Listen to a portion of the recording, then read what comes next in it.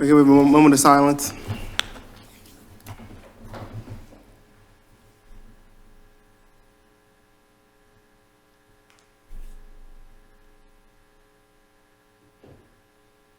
Stand for the pledge.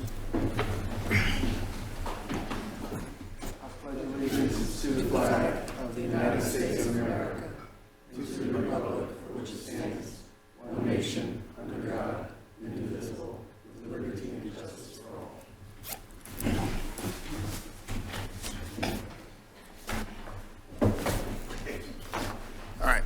Call to order the Community Development Committee meeting for April 20th. We have myself, the Commissioner and Committee Chair, Damon Mullen. We have Board President Kip Patrick and Commissioner Sandra Richmond as the other commissioners. We have our township staff members, Paul Patel, Director of Code Enforcement, David Elzier, Director of Public Works. We have Ed Brown, our township engineer, our township solicitor, Alice Bomer, and our township manager, Pat Stacio. We will start off with a presentation from Claire from the Montgomery County Planning Commission.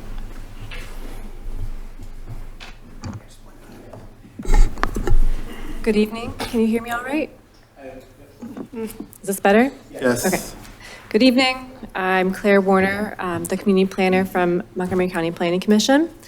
I'm here to present an update on the walkability audit that I presented a draft of late last year.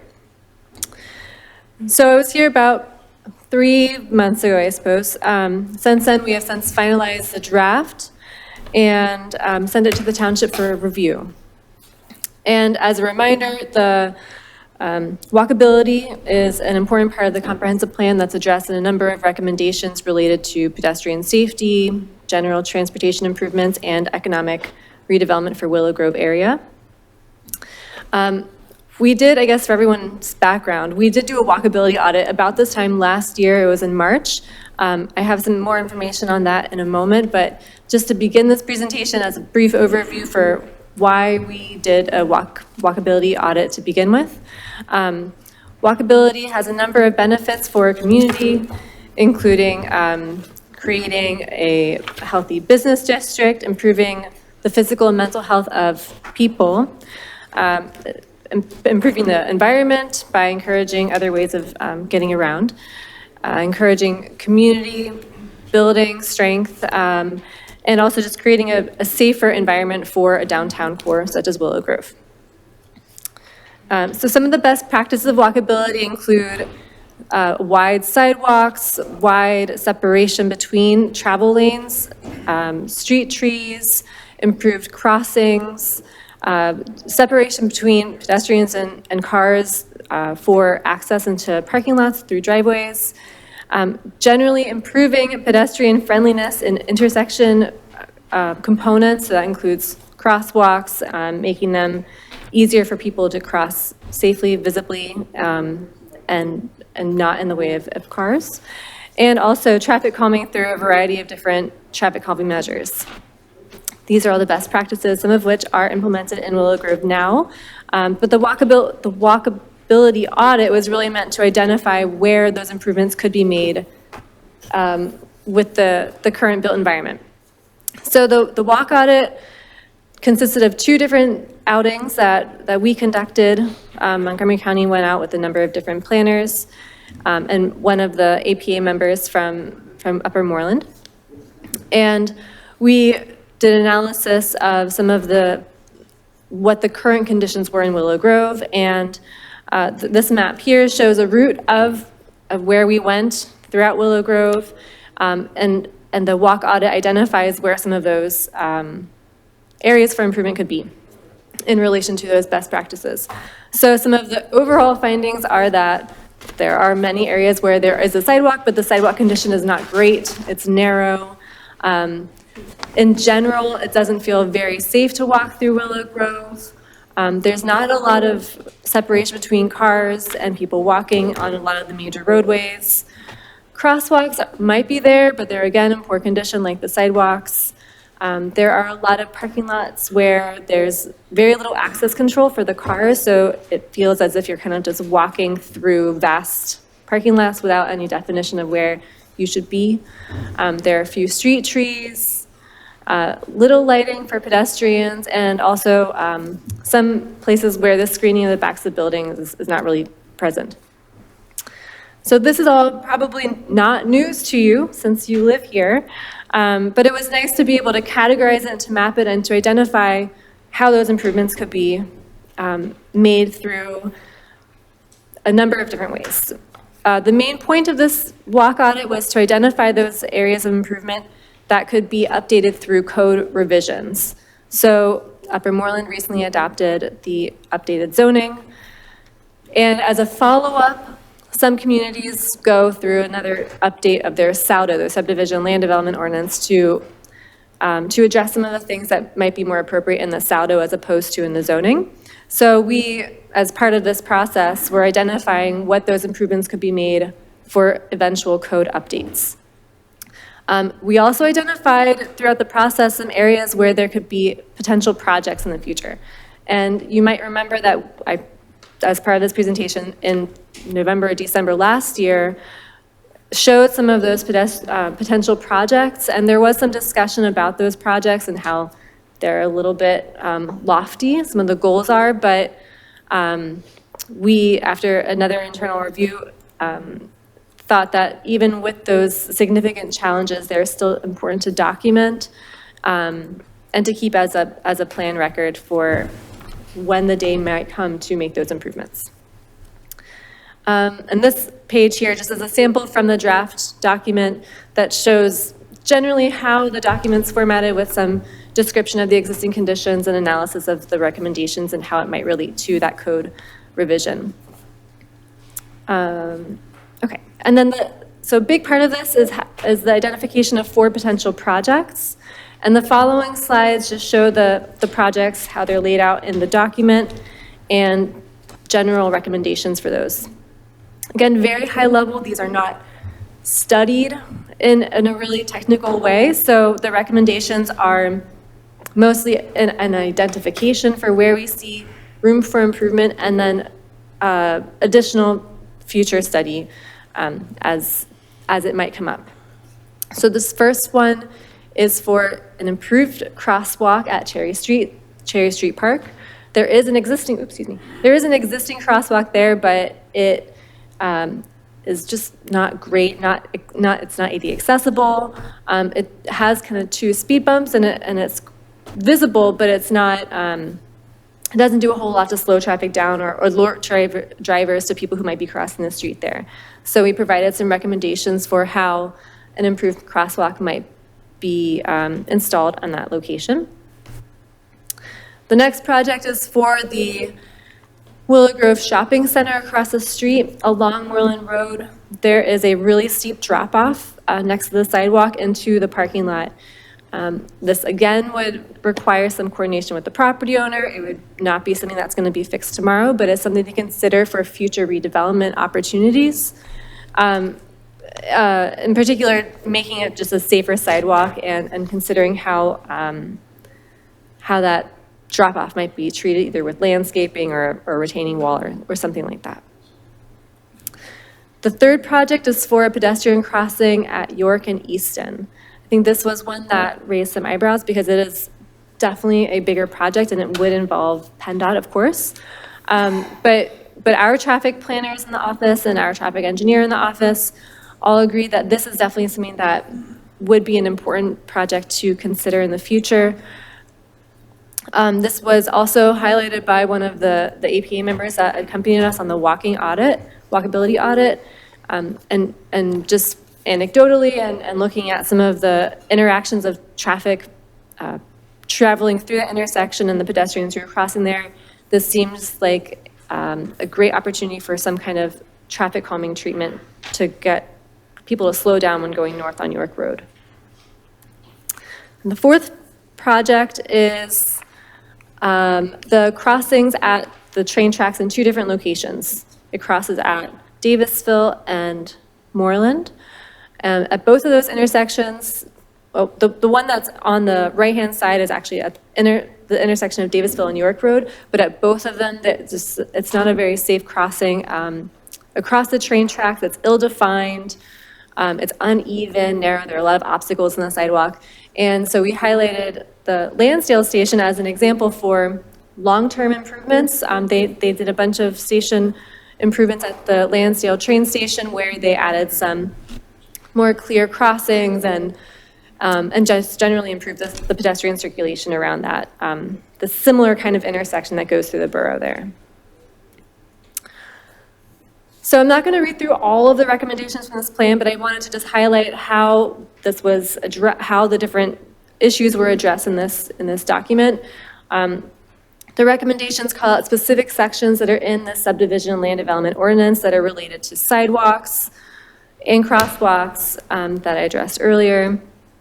It also addresses the specific sections in the code that look at lighting, general streetscape improvements, parking lot requirements for landscaping, and screening of the rear sides of buildings. Again, more crosswalk standards and streetscape standards. And lastly, the final section just addresses those four potential projects and how further coordination with different agencies would be needed for those projects. Thank you. That was a lot. Happy to answer any questions. The draft is currently with the township. And I do want to mention, I forgot to mention earlier that there's also a project going on with the Temple students. They're doing a studio project to study active transportation in the township. And I haven't heard from them recently, but I believe that they will be presenting to the township their recommendations. And we spoke at the beginning part of their studio process and thought that it would be a nice way to kind of bring these two things together. My guess, and I haven't seen their work, but my guess is that they'll probably generate some recommendations also related to code revisions for the township. And so I think with the two different projects together, we could generate a lot of good work for the township going forward. Okay, thank you. Any commissioner comments? I guess the only comment I want to say for anybody that's here, this is so, if we get a grant to do any of this work, otherwise it's so whenever developers are rebuilding something, redoing something, we try and coerce them into doing these improvements while they're doing theirs. So it just gives us a heads up. So thank you. Yeah, thank you for that clarification. Any public comments on this presentation? Oh. Yeah, thank you, Claire. Yeah, I spoke to Township Solicitor about it, about the walkability audit and also the active transportation plan that the Temple's working on. And I mean, there's no official action required, but I recommended that, once the Temple study is presented, maybe we can memorialize it by doing a resolution and acknowledging the walkability audit and the transportation, active transportation plan, just so we have it on the record and developers in the township can use it as a tool for future development. Good. Sounds good. Thank you, Claire. All right, thank you. Okay, thanks, Claire. Okay, we'll move along with our agenda. Public comments, non-agenda items only. Yeah.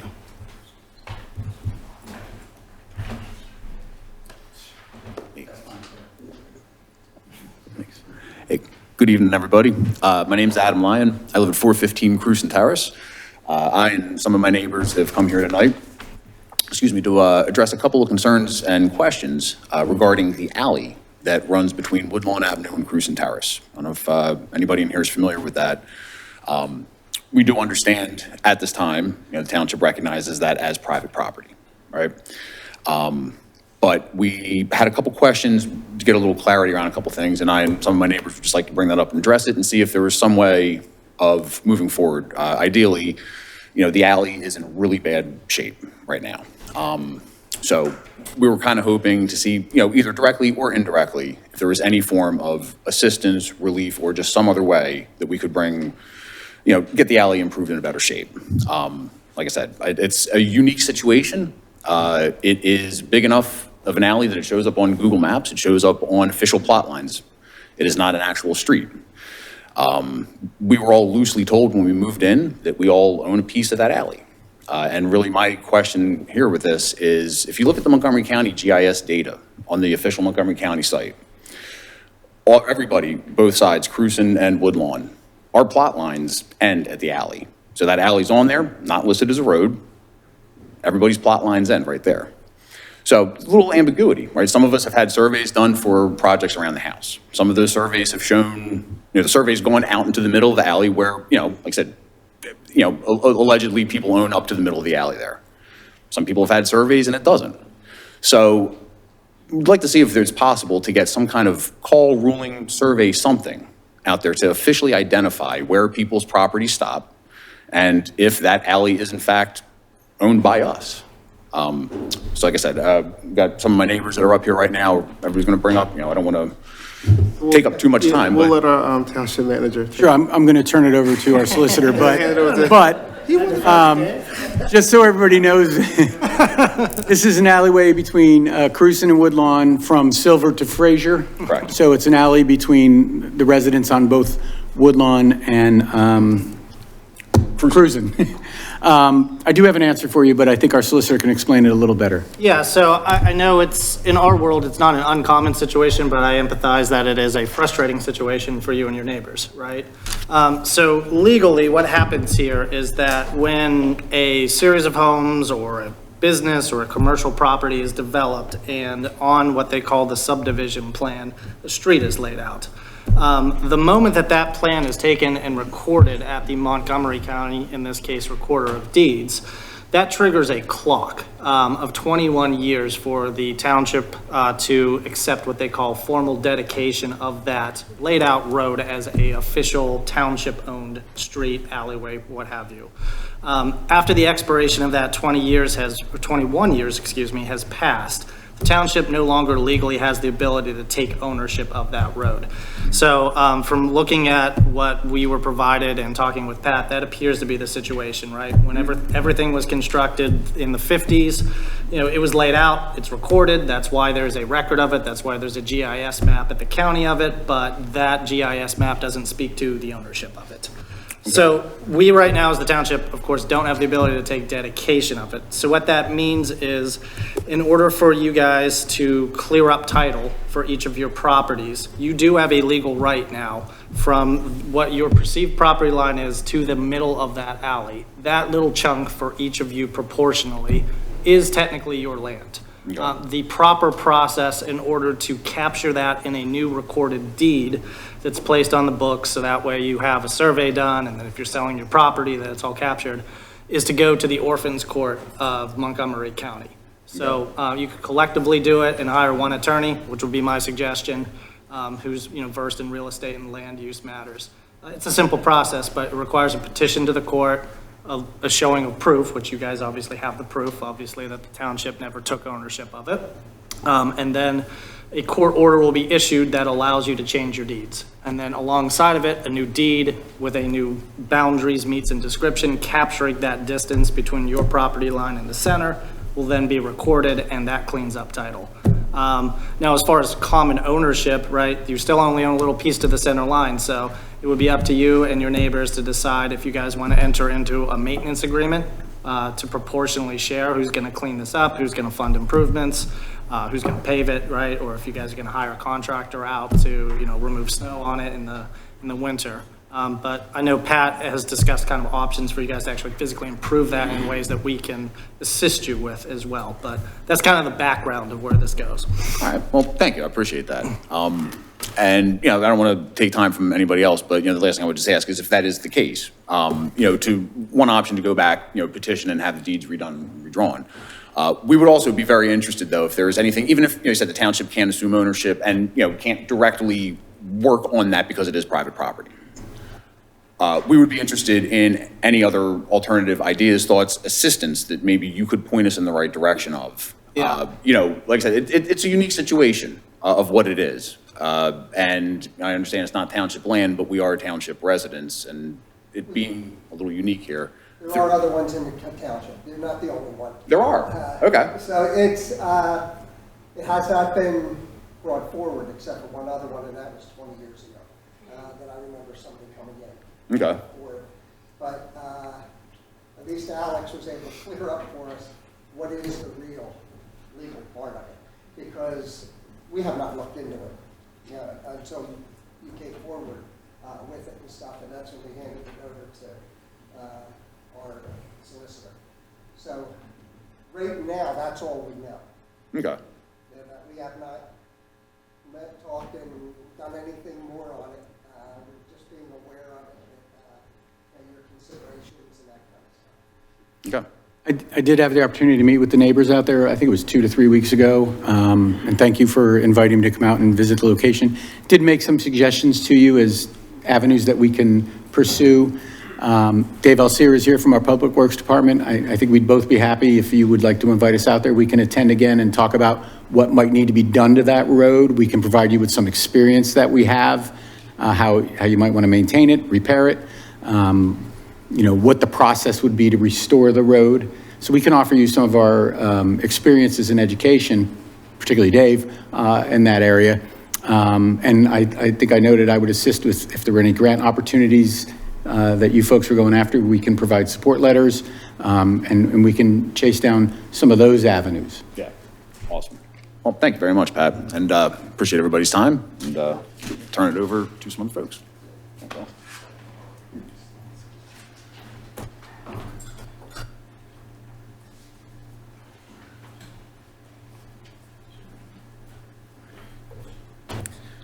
I'm Ross LaPenta. I live at 417 Cruzen Terrace. And just to follow up with what Adam said here, it is in some of our deeds, but it might not be in everybody's. So one of the things that I would be interested in is there is a plan that is registered with the township that describes that location. It's called Willow Grove Highlands, Plan P and Q. It'd be great for us to see that as homeowners. And it would be even better if you could assist us on educating the 30 homeowners that occupy the 400 block of Woodlawn and Cruzen Terrace. Educate them on who owns the property? Yes. Or okay. I'd be happy to schedule a meeting with all the neighbors. We can meet in here. I can put the plan on a projector so we can take a look at it and discuss this in a little more detail and answer additional questions that folks may have. Okay, that would be fantastic. And I think we could piggyback that with Yes, some we of can. Adam's comments about how we might be able to proceed. Yes.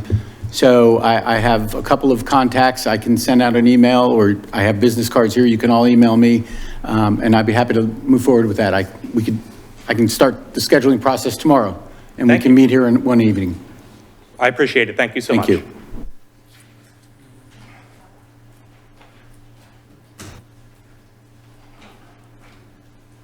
Good evening, everyone. My name is Jonathan. I'm from 413 Cruzen Terrace. Essentially made a comment that basically we are responsible, for the driveway. A couple of my questions concerns the fact is, a lot of when it comes to snowing, like we're basically responsible for that. There's overgrown trees, shrubs, weeds, and grass, so this might be an issue for code enforcement. And what the issue at hand is basically with no help with what comes to snowing, going to school, work, doctor's appointments, and God forbid an emergency, so some assistance or opinions, basically regarding that as well too. This issue right here could go to Public Works. I was told by a neighbor previously that years back that, because we get snow plowed in through our driveways, and I think that's on Fraser and Silver. Discussing with long-term neighbors, again, what happened in the past, has, why has this changed basically with us, getting stuck in the corners with all the snow plowing. And also to another issue at hand as well too, on both sides, some cars were parked right there, and Patrick, you witnessed that as well too, so it's kind of hard to get out there as well too. So like any opinions or, maybe some recommendations, maybe putting some signs there as well too, basically, no parking as well. I can answer a couple of questions as you're going. I did speak with Dave Alcier about plowing those corners at the ends of the alley, and we're going to take a look at how we can better plow that for next year so that cars can exit without an issue. Did talk to the police department. They did review that area.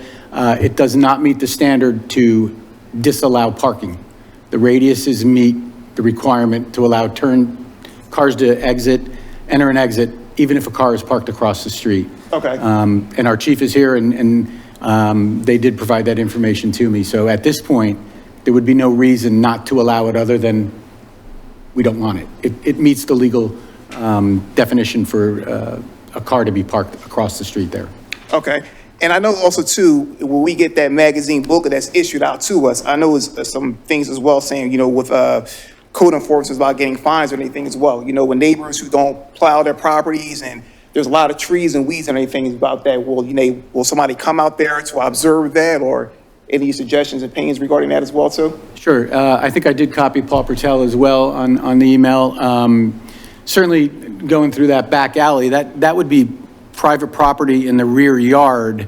I'm not sure, Paul, maybe you can assist with what the maintenance requirements would be for a rear yard. There's some trees there that have broken limbs and some overgrown grass in the alleyway, but it's not a public street. Correct. Yeah, we can certainly take a look at that. The high grass and weeds, as far as trees and so forth, I mean, it's private property. There's nothing we can do about that.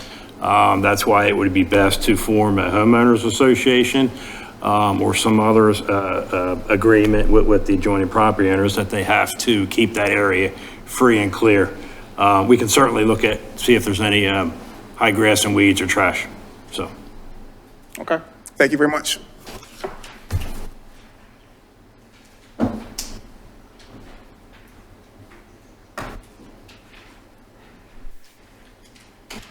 Hello, my name is Charlie McGrother, and I live at 412 Woodlawn Avenue.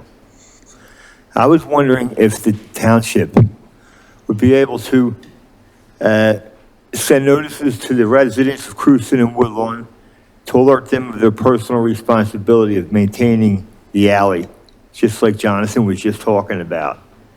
Shoveling, weeding, trimming trees and branches and stuff like that. I mean, we have a few. We have some guys that go out there and they do a great job, but their responsibility isn't to do the whole driveway. So I just, but that wasn't part of what I was here to speak about. Yeah, I was just wondering if you could, if notices would be able to be sent to them. Is that possible? Kip? That is a matter of, it comes down to Paul, whether we're allowed to or not allowed, Paul announced, whether what we're allowed to do and not allowed to do. So with them, we're going to look at it. Okay. I used to play there. Yeah, I know. 50 years ago. We were there. But, I haven't been down there in I don't know how long, but these two will. Kip, turn your microphone on. These two will end up, Paul will be the final word on it because he's the one that takes care of that for us. I mean, I'll opine right now. I think there's two different issues going on, right? I think it's entirely appropriate for the township to send a notice to everybody that lives on that street saying that public comment was entertained, this issue about the alleys was brought up during a meeting. Here's a summary of it. This is, our recommendations, our analysis of what's going on, and just a friendly reminder that it's your responsibility to maintain that alley itself because it's considered private property. I think the second part becomes more problematic because, again, it is private property, so we don't have a continuing obligation to enforce, right, as we're kind of alluding to. So as Mr. Patel suggested, right, the realistic path here for you guys and the simplest thing would be clean the deeds up through the Orphans Court petition collectively. Once you have your common ownership established for each of those pieces, then consider also forming a homeowners association. Because once you form a homeowners association for your collective, then you can set up bylaws with rules and regulations on how you maintain that, who's maintaining it, what are the shared costs, what are the penalties if you don't maintain your share. And with those and homeowner association bylaws, then it also gives you enforcement provisions. So Right. if homeowner X is just stubbornly refusing to take down a tree or maintain the portion of the alley that's their responsibility according to their deed, you can fine them, obviously under your homeowner's rules, and then if you need to, you can institute a court action to enjoin them to essentially enforce your terms and conditions. We don't have that power, unfortunately, as the township in this situation, but that would be my recommendation for what you guys do. Okay, thank you very much.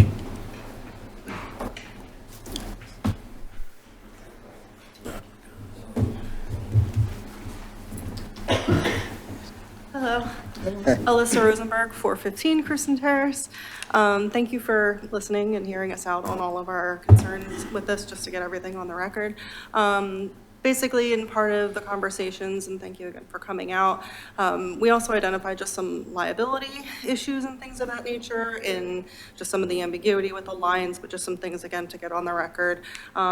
With the issues with lines and responsibility and things of that nature, we have a lot of foot traffic that are not the owners that come through our alley. So the issue of private property, we talked about maybe about getting some sort of signage, some sort of protections.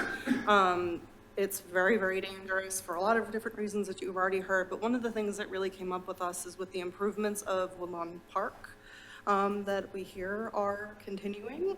We are half a block away from increased foot traffic through our property. So thinking forward into the future with those improvements and things that are going to be happening, that we're all really looking forward to, that will bring foot traffic not only from the neighborhood itself, but potentially outside of the neighborhood.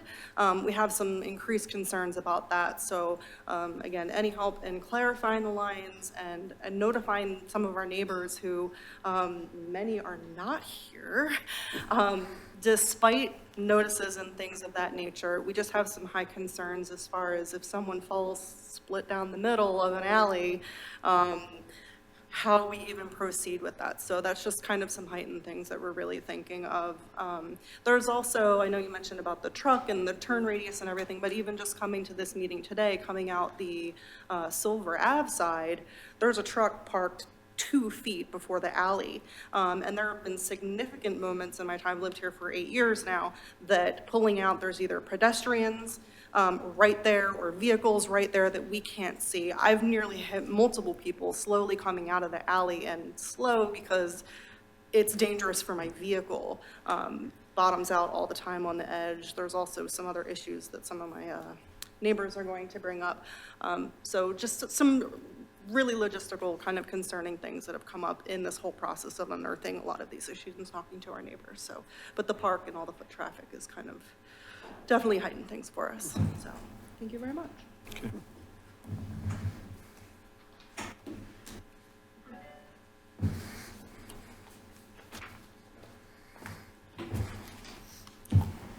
Hello, my name's Ron Mikes. I live at 407 Cruzen Terrace. The part that I want to bring up about is the stormwater management, like from, especially the side going from on the Silver side.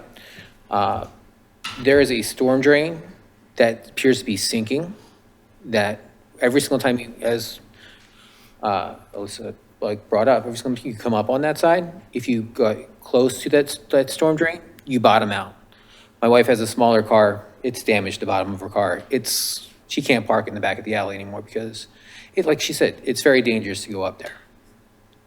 Also, every time we have a rainstorm, it totally washes out that one side of the alley, making it very muddy, once again, very difficult to kind of drive up and down from the Silver side of the alley up towards Fraser. Because some of our neighbors either don't know they're supposed to maintain it because there's no notification as to who actually owns it. So it's become increasingly difficult to drive a vehicle back in that space. Also, with the storm drain, when people try to do their self-repairs, the rocks that we put down go into that, as well as leaves and everything else. So if you were to stand over top of it, Pat, I don't know if you did that the other day, but you can see leaves pretty much just a foot down from the top of that drain. So water is really not going anywhere when it does rain. So it might cause damage to our, not quite sure, but I know of a lot of our houses on the Cruzen side get water in the basement, might be because the water has no place to go. So at the very least, if someone came out and managed that part of it, which should be something that's owned by the township. And that is something that we'll look at, because there could be an easement for us for that drain, coming through there. But Dave will come out and look to see where that is. So Where exactly is it? Right off of Cruzen, when you come up the Is alley. it in the alley? It's in the alley. It's in the alley. It's about 3 feet into the alley. It does seem to be paved, but that part of that alley does appear to be sinking down a little bit. So I don't know. I do have a picture of it right here for you. You should be able to find it now. I'll say it. I'll say it. Yeah, So that we'll was- look at that. Thank you.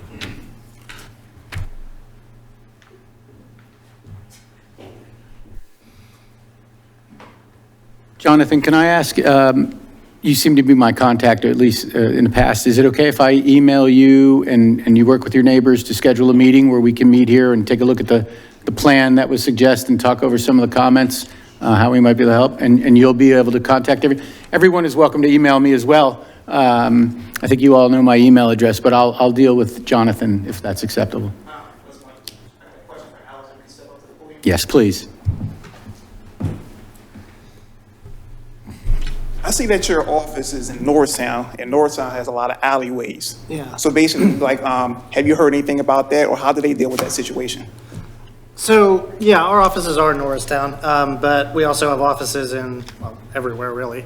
So I'm in Westchester. But Norristown is one of our clients, but I can give you firsthand kind of experience with one of my other clients in Delaware County, in Fulcroft. And Norristown and Fulcroft are very similar in the sense that they have common alleys, right? But it's the same, I don't want to say dilemma is what is going on with you, because they have a very specific ordinance regulating common alleyways, which Upper Moreland doesn't have.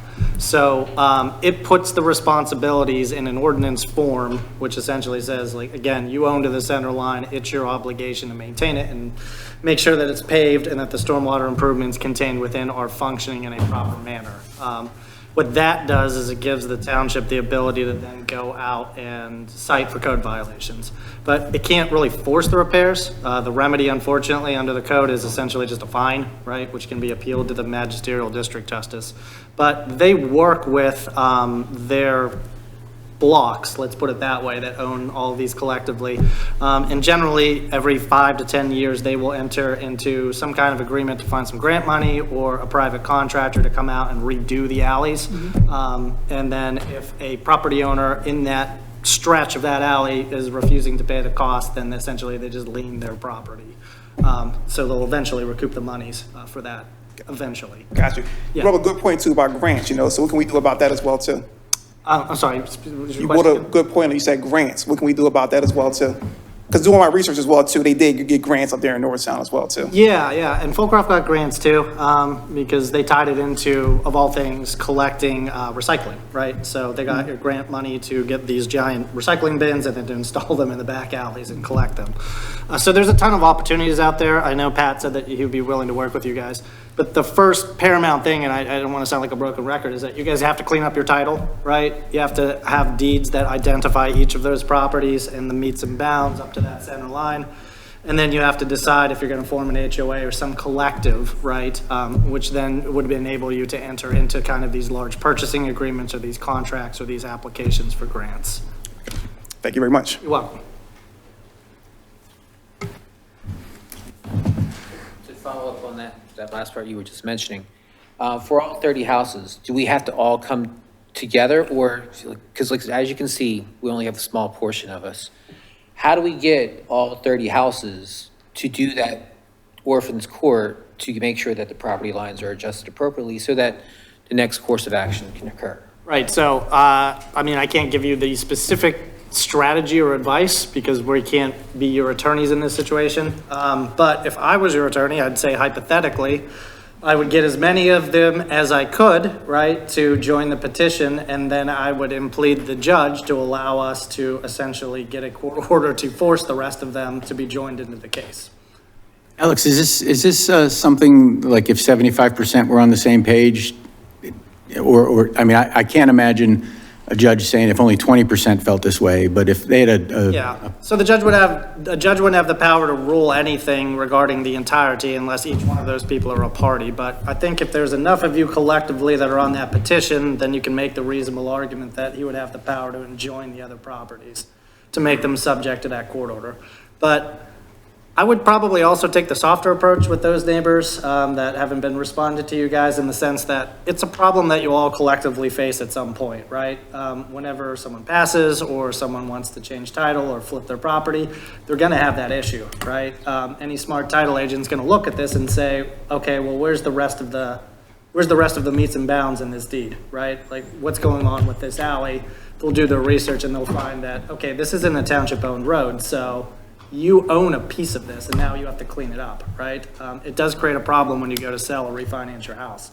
So, again, I would take that soft approach and say, even if you want to deal with the maintenance, you still have a problem with, disposing of this property at some point. And maybe that will persuade them to join in. Worth a shot. Any other questions? Any other comments or questions? Any other public comments? Any other public comments? Okay, so we'll move on to the next topic. The only I would say is Pat will stay in touch with you. And so you'll get any updates and that stuff, and he'll help you through this. Okay. Thank you. Okay, we'll move to the approval of minutes from March 16th. I have no changes. Okay, so we will approve those minutes.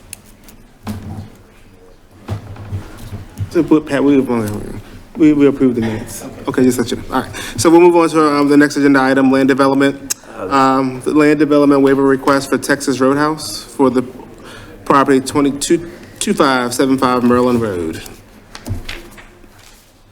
Yes, thank you, Commissioner. The applicants are here this evening. It's the former Carrabba's building, which is still there, but it was closed. So the applicants they're looking to remove the existing building, building a new building, which is 1,500 square feet less than the existing building, and perform some other minor site improvements. So I'll just turn it over to the applicants to present, and we can let them present. Then we do have review letters from Bowman and Gilmore and Associates. Okay. Hi, good evening. My name's Jillian. Oh, I'm so sorry.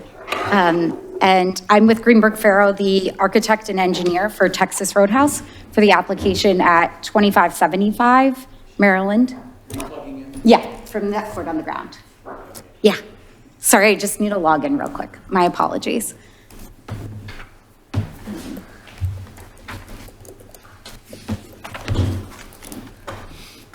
It would help if I was in the right window. Sorry.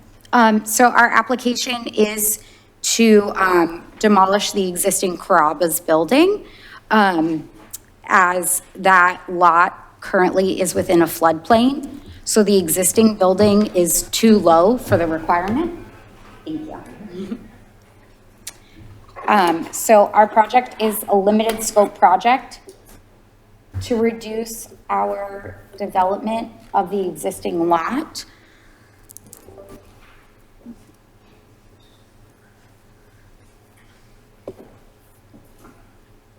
Guess I'll just do this.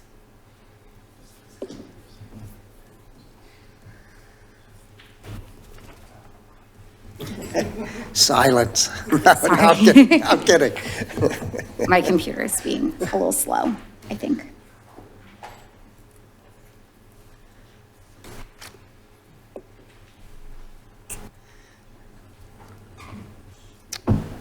So the proposed development is under 1 acre. We're working to maintain a lot of the existing parking lot and just update the actual building footprint area. As Paul mentioned, there is a reduction in building square footage. So the existing building is about 10,700 square feet. And the Texas Roadhouse building is going to be just over 8,000 square feet. I'm so sorry. I don't know why this isn't working. The commissioners, I believe, have the plans in front of them. We have the plans, yes. Oh, okay. Yeah, Okay. we have ours. Sorry, I was just going to show the survey and the site plan and elevations for you on the screen. I'm sorry, it's not working. That's okay. You can go ahead. We have it all. Alrighty. So as discussed, the existing building is almost 11,000 square feet, and we're proposing 8,091 square feet building. We are maintaining that I don't know if it's working or not, per the zoning ordinance, that our entrance would be facing Maryland Road. And there we go. Nope, I don't know why it's not sharing. Okay. And then in relation to that, the existing frontage on Maryland Road is, after discussions with the code enforcement office, is existing non-conforming. So we're not going to touch that to maintain what's there. We're just altering, like I said, around the building where it is, as well as a few options in the existing parking lot to bring those to required code items, like the electric vehicle charging, and then any disturbance related to utility upgrades in the parking lot.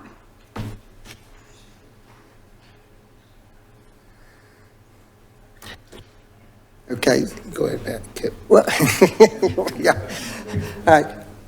Pretty much what you're asking for is the waiver of land development.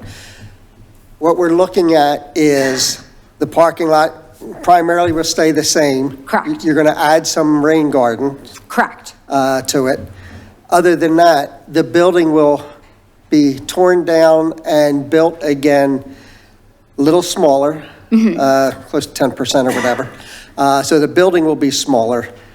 And the big reason here is because you want to raise it. I'm not sure exact inches looking at but you want to raise it up because it does sit in a floodplain, but you already got relief from zoning. Correct. On this. So that's why we're just raising the building. Yep. In order to meet, the FEMA requirements, and also as it relates to just maintenance and insurance on the building. So yes, we are raising that area and providing the required ADA up to the building and those parking spaces as well. Okay, and just so everybody's aware, and Paul, you can correct me, or Alex, on this, it is close whether it qualifies or not. Technically it qualifies, but it's very close. With this, we're not waiving anything as far as conditions and the stuff that for land development. What we're looking at, really the only thing I think here is it does not go to the county for review. Is that the biggest? Yes, correct. I mean, we're not, they have existing stormwater management. I don't want to steal Ed's thunder, but, I mean, the scope of work they are doing, our ordinance would not require them to put a full-blown stormwater management system in. It's de minimis. We're not giving up anything. They are meeting the requirements. They're upgrading handicap ramps on the site. They're providing some new landscaping. They're putting additional accessible parking spaces in. They're making a better accessible entrance. So, but again, for the full land development process for this project, we would just be adding the county review. Is that the only thing? Well, we would also not require a developer's agreement with a financial security escrow to cover the cost of the improvements. We will still require a stormwater agreement, which gives us the easement rights onto the property to manage those, as with all developments. But we wouldn't require the full financial escrow to be posted, the letter of credit, and the developer's agreement. And everything here is by right. Yes. Yes, they did get approved from the zoning hearing board for reconstruction in the floodplain, some limited grading in the floodplain. But the professional staff felt it was, would qualify as a waiver of land development. while getting some limited improvements for the site. So, You have something, Sandra? Sorry. Yes, you are reducing the impervious surface, correct, on the land? Yes, I do believe we have a calculation on one of our plan sheets that shows that because of the building square footage being reduced. Yeah, I believe it comes down to 1,500 square feet reduction. Yeah, so that's a positive for the site. Yes. As well as improving the landscaping around the building in and of itself in that, the minor parking areas. And to note, on top of the reduction of impervious surface, they are installing a rain garden in one of the landscape island areas as an added bonus. And there were some notes that the township engineer provided. You're going to satisfy all those suggestions that they listed? Yes, we are working on our resubmission. There were a few items that we are not able to, or that are not applicable to our project upon review of the comments and recommendations, but the majority of everything we are including in our resubmission that we're just going to make after this hearing. Along with the traffic engineer report as well? Yes, I have both letters. Okay. Okay. What is not applicable? And what do you mean by not applicable? Does that mean? Sure. There was a comment, or excuse me, a recommendation that has, that notes about ramps and entrances along Maryland Road. And our scope of the project does not impact the right-of-way or our entrances. So I think it was requesting that new sidewalks be installed in the right-of-way, and we're not touching that area of the project. So that's what we were just noting, is that and the work in right-of-way is outside of our scope of the project, and it wasn't previously proposed as part of our project. It was a recommended comment, I believe, in the Traffic study, right? Yeah, Gilmore Associates. I understand that's out of your scope, but I think, with waiving the land development, I think there is still some frontage improvements that should be updated. And I think the Okay. ramps at the entrances are appropriate in this case. So not the full sidewalk, sidewalk, just where both entrances, just updating to be ADA compliant ramps. Okay, I'm sorry, I really wish that my screen was sharing. It says that it is, so I'm not sure why it's not, but you're just talking about the actual, the crossings at the entrances. Correct. Okay. Yep. Understood. That can be something that our engineer can investigate. Okay. I'm not a PE, I apologize, so I can't say one way or another on that right now. With this, are you agreeing that you, by all those recommendation letters and stuff, you will work with our staff to make sure everything is, that they agree with everything that you're doing? Yes, correct. And as I said, we have a resubmission ready. I just wanted to make sure that there wasn't anything that your team wanted us to provide so that we could include it to the code enforcement office. So yes, we are definitely willing to work with the department. And if, without seeing all of it, this is the standard one that we see everywhere else? Same building, same look to it? No. Our elevations have been upgraded from prototype to meet your latest code You adopted a new zoning code on your facade requirements, and we've updated our elevations to meet your facade requirements. So this is not a prototypical building. So we don't have the plan, we don't have the actual plans then? They were submitted in our package. Okay. But our building plans have not been submitted, but colored elevations were included in our submission. Okay.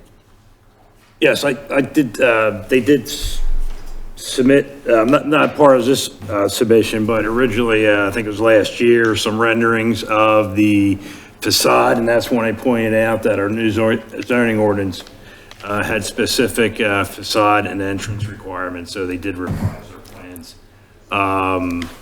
And they will have to comply when they get to the building permit phase. The main item of meeting the zoning requirements is that Texas Roadhouse, the main door entrance doesn't usually go on the street. And so our main entrance is on Maryland Road. So the buildings to Texas Roadhouse is rotated. And then we have a lot of additional windows and whatnot. I see your look of confusion. No, not confused. Oh, no, Thinking just thinking about Roadhouse what and I how was it's saying. flipped. Yeah, so the front door usually is closest to the ADA parking Yeah, spaces. correct, yeah. And so there's no parking along Maryland Road. Let me Right, the triple ADA is check on the- that. yeah, So the the ADA is on the ADA is side. kind of on the side, so you go around your ADA path to the front door. There's no parking along Maryland on the side that is the building. There is existing non-conforming parking along Maryland Road, though. I want to clarify for the record.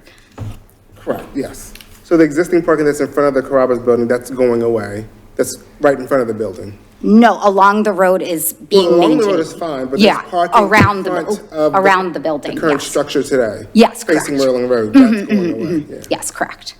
So the front door of the building is closest to that. Yep.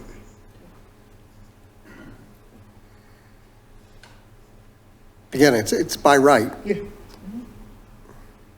Yes, yes, any recommendation by the committee for consideration by the Board of Commissioners, we would ask that it be conditional on complying with our consultant and township staff reviews. Yes, I would like that, and I would, Yep. also, the item that is not applicable, I would like that to be added in as a condition. Well, that would be part of your recommended suggestions, which Yes. means that you'll have to comply with it, so it's the same Right. condition. It was in the And if they don't, document, then they got to come back. I mean, that's, if they don't agree to all of those stipulations, they have to come back here anyway then. too.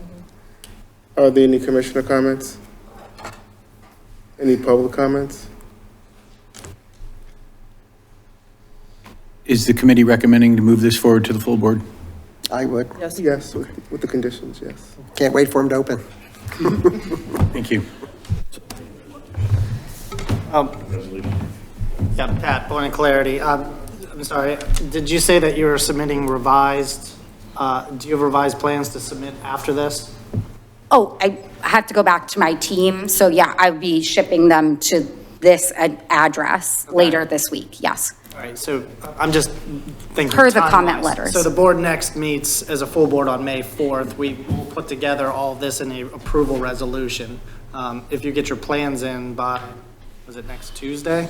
We set the agenda Wednesday morning at 11 Right. o'clock. Might have to go to, So everything would have to be in, reviewed by our consultants, signed off on, and they have to tell me it's good to go by, geez, I need time to. You need time. draft it. yeah, I would suggest maybe we put on the agenda for the June full Yeah. board meeting. I- That gives us time to review the plans and confirm that compliance has been met.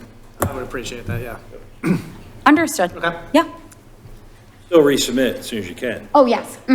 but they won't, the full Board of Commissioners won't vote on it till June.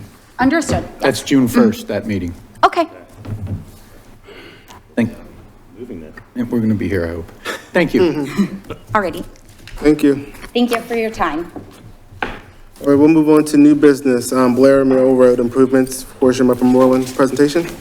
Yes, Mr. Chairman, there's some guests tonight from Horsham Township. Horsham Township Manager Bill Walker and Horsham Township engineers are here, and they're going to provide some information concerning all of the improvements that Horsham Township is making along Blair Mill Road. I think some of the projects are near completion, others are in the middle of completion, and some may start soon. So we'll see if we can get their computer hooked up. And thank you for coming out this evening. All right, while we try to get the computer going, I'll just do a fast introduction and, and historical background. We were here about 3 years ago, so I know Kip was here 3 years ago, but I know the other two commissioners. I did meet Commissioner Richmond at the county orientation session. The Blair Mill Road project is a project that we've been working on for almost 12 years now. from when we started talking about conceptually and the design. Preliminary engineering started in 2016, and then we have it split out into 3 phases. Phase 1 was done by the developer that built the Wawa, the CVS, the PJ Wheelahands, and that phase was primarily to close off New Road. New Road is, if many of us that grew up here, we know New Road went out to the intersection and just delayed traffic on Blair Mill Road, delayed traffic on Easton Road. That work was all done and financed by the developer. Phase 2, which is currently under construction, primarily at Whitmer, Commerce, and Blair Mill. A little bit of work down at the intersection of 611 and Blair Mill Road. That is, Phase 2 is funded by the Horsham Township and PennDOT.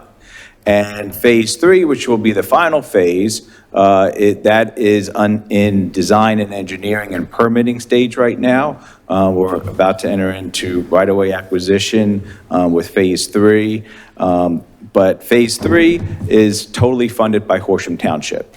And when it is completed, Blair Mill Road will be 5 lanes from Welsh Road to Easton Road. And the reason we took this on was primarily 2 reasons: transportation improvement to move traffic.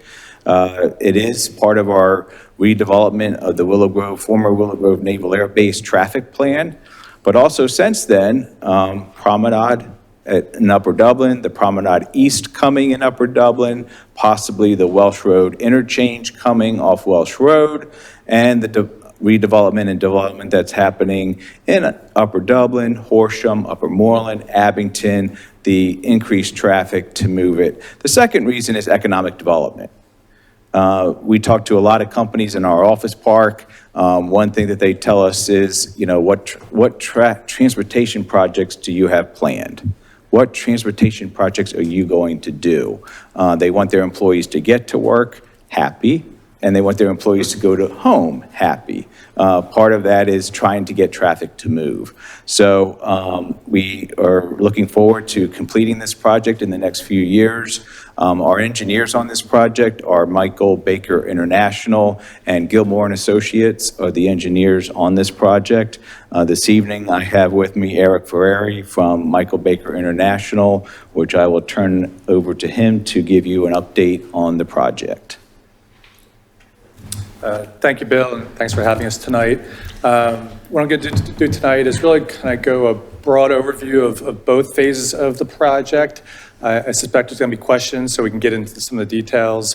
If necessary, I can pull up the plans, but really want to give a status report on both the construction of Phase 2 and where we are in design, maybe some key elements of Phase 3, so you know what's planning for the future. So Phase 2, as we're all aware, has been under construction for a while. I believe it's been at least 2 years, if not longer. What we realize is it takes a long time to relocate utility poles for anyone who's done road work in this area, dealing with PICO in particular, and then the number of utilities that are on those poles. We learned there's about 12 different utilities on these poles. So PICO can move the pole, but they can't move the utility. So it took a good year and a half just to relocate those utility poles.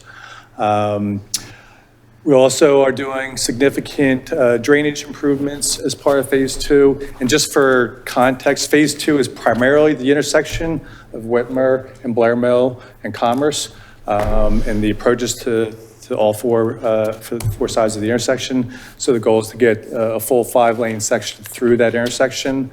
As you know, Blair Mill Road is variable in terms of its width and lane configuration. So ultimately the goal is to get a full 5-lane section.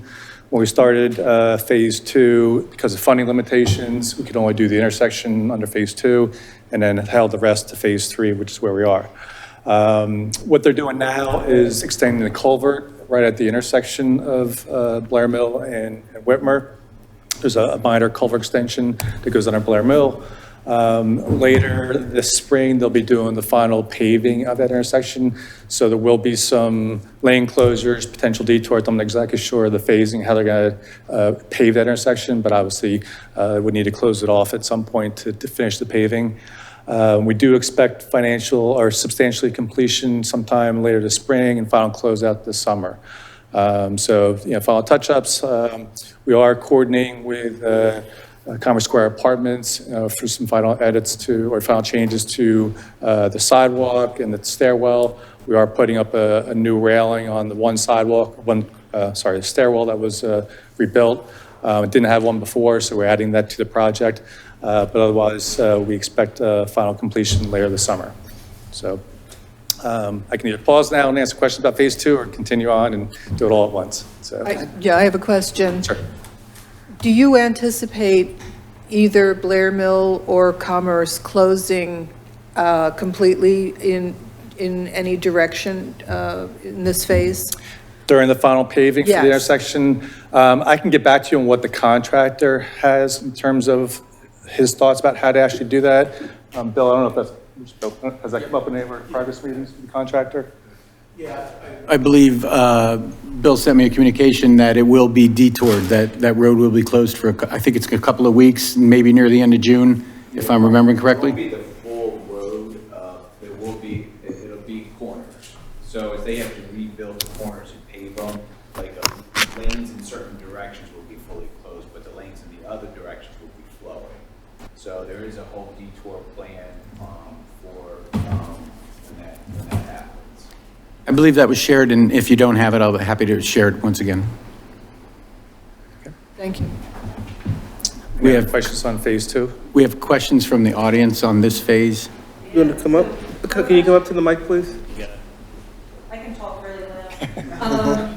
My name's Beth Hoagland. I'm in Sycamore Village, which is right off of Blair Mill, which you can probably see Sycamore, Carol Lane. So if you're doing those road closures, what's going to happen with all the traffic in our neighborhood? Are we going to induce more traffic? Because now that's going to be part of the detour. And what's it going to take for us to get out of our neighborhood? Right now, if we, and Pat's looking at me, he's laughing, because he knows, we go out Sycamore, we could wait at sometimes 5 minutes, I've timed it, just to get through that light, because we can't make a right turn on red, and to go out to Blair Mill for the last 40 years that I've lived there, has always been a lot of traffic, which is why you're doing this. But what's going to happen during those road closures, and what's going to happen to our neighborhood? Yeah, I mean, what I can say is that the contractor is required to keep all driveways open at all times. We'll have to look at the detour in terms of the phasing and timing, maybe get back and communicate that, but Yeah, I don't dictate the detours, so I can't really. I don't recall what the detour looked like. Beth, if you want to give me a phone call tomorrow or shoot me an email. Sure, because I know everybody in our neighborhood's going to want to know. I mean, we only have a couple of neighbors here, but Sandra's been doing a great job on keeping us up to date, and a lot of people are complaining. Blair Mill is just a disaster, and it has been for years. Yeah, it's been a tough winter as well. And there's also utility work going on that's unrelated to our project, like all those trenches. So, yeah, we all want it to be Being done. right there, right in the middle of it, has been really, so you're saying from up to 611 is going to be done with this summer? No, Or just the intersection. So we're going to, how long are we going to end up from where Sycamore is? So you can see, we're right here. Right, this is our little neighborhood right in here. Right. So are you saying we're going to endure this pain for another year? No, so that's phase 3. So phase 2 is really just the intersection work that you see today. Phase 3 is essentially finishing these pieces to the east and pieces to the west. That will finish that up, and that we'll get into the timing for that next. Yeah, I would suggest, let's hold a couple. Questions till later. Okay, because I'm just wondering how long. Thank you. There is one more. If it pertains to this intersection, please. Yeah, no, it does. So just a quick question, can you clarify what exactly will be paved in the intersection? Because it goes beyond the intersection where everything is super uneven. People are dodging various different divots in the road. So could you please specify what exactly will be paved? So it's the entire intersection plus all 4 approaches. So you're going to have. So towards like the Abington Medical Center? Yeah, we go down Commerce, up Whitmer, and then on the other side of Blair Mill.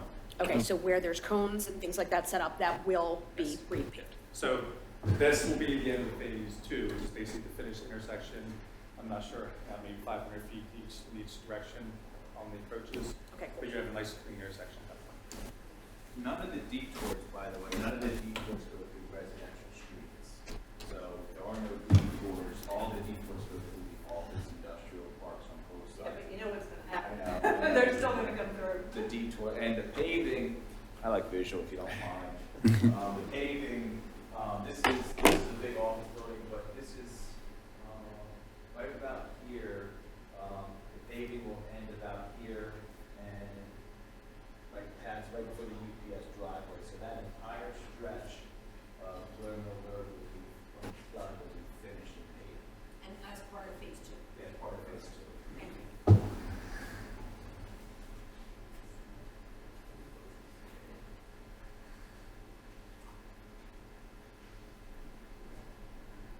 Have a flyer stuff like. Haven't heard yet. That was so on. Hello, my name is Tina Dormer. Myself and my husband, Mike Dormer, are here. We live at 2733 Blair Mill Road, which is right next door to the medical center. Our driveway has, I guess, 3 foot on each side that still has not been fixed yet. So we can only like drive in one car at a time. And the way the pavement is, or the lead up, it's like this high, so our cars are bumping up and down every time we go in and out of our That's part of the driveway. active construction zone now.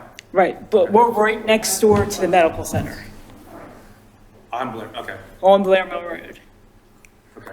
Yeah, we're the first house after the medical center, and we have the things in the street right in front. So we're part where I guess the paving for part 2 is going to be completed. It sounds like it, if it's Yes. within the active construction zone now. Okay, well, I guess our question is, are they going to fix our driveway finally? And how far are they going to fix it up? Because the way it is right now, we have gravel and then 3 foot on either side of the gravel that has like an opening this big. So if we mistakenly drive our car into it, it's in a ditch. Yeah, it should be fixed, and I can get your address, Pat, and we can go out and talk to the contractor, make sure it gets taken care of. Okay. Yeah, what would be the timing on that? Because it sounds like every day is an issue. Yeah. Yeah. Yeah, we have, This was part of the deal, that when we agreed to this, they weren't going to touch our driveway, now we can dig a big hole in it. We can schedule a meeting out there. yeah. When's the next meeting with Morrison? Not to the end of the month. Yeah. Okay, yeah, because the other concern, like I said, as long as the street is brought up enough to where the curb is, it won't be a problem. But if it's still that, like, this big thing, the car is going over. I imagine it's a temporary condition, but we'll verify that and make sure it gets taken care of. Okay, thank you. Well, any other questions on phase 2? Okay, all right. So moving on to phase 3. So phase 3 is essentially continuing the widening towards Welsh Road, up the hill past UPS, tying into the 5-lane section that's currently there around the Walmart driveway, Executive Muse, and then really kind of filling in the gaps, what I will say, between the end of phase 2 and 611. As I mentioned before, Blair Mill is kind of variable in width, so we want to make sure we have a nice consistent 5-lane section through that stretch. And then lastly, improvements at the 611 intersection. So we're providing, the full, 2 lanes in each direction through the intersection, and improvements on the east side of 611 for a distance. And I can kind of touch on that a little bit. Where we are status-wise, the original concept plan has been submitted to PennDOT. We've developed preliminary right-of-way plans. We did have to meet with Pennsylvania Department of Environmental Protection. There is a stream crossing that's actually considered a stream enclosure because it's a number of acres that drain to it. It's there's a detention basin, I think it's the UPS property that drains underneath and then goes down towards the apartment complex. Significant underground utility verification. So what we learned in phase 2, that there's a lot of utilities in Blair Mill Road. So we did some extensive verification where we do some test pits to verify and confirm where those utilities are so we can avoid them. And then we continue to coordinate with those utilities. So we learned from phase 2, dealing with PICO and all these utilities just takes some time. So we want to do as much as we can in advance. and then ongoing coordination with Upper Moreland and their consultants with some of your projects. So it's all being coordinated and tied together. Looking ahead, this is an updated presentation that we gave to Horsham Township late last year. So some of these dates have already passed, but we continue to work with DEP on the Section 105-404 joint permit because of the wetland impacts and the stream crossing. Working with PennDOT on the HOP. Really what's going to take the most effort is the right-of-way acquisition. So on the Horsham side, there is some property that needs to be acquired by Horsham Township. The rest will be done through easements on the Upper Moreland and Horsham side. What we've done is really held the curb line along the Upper Moreland side and all the widenings being done on the Horsham commercial side. So you have business impacts and no residential impacts. So that will be ongoing this spring into the fall. With any luck, we can clear that right away relatively quickly, considering who we'll be dealing with, and get the final plans and estimates done and hopefully advertise for construction later this year, most likely probably early next year. So when we talked about construction for phase 3, sometime next year is when we think construction would start for phase 3. So that means we're going to deal with this for another at least year and a half? Well, I will say based on what we saw at phase 2, it's going to be a year worth of utility relocations. So you won't actually see road construction for another year and a half. Yeah, but when they're doing that, that necessarily road even more.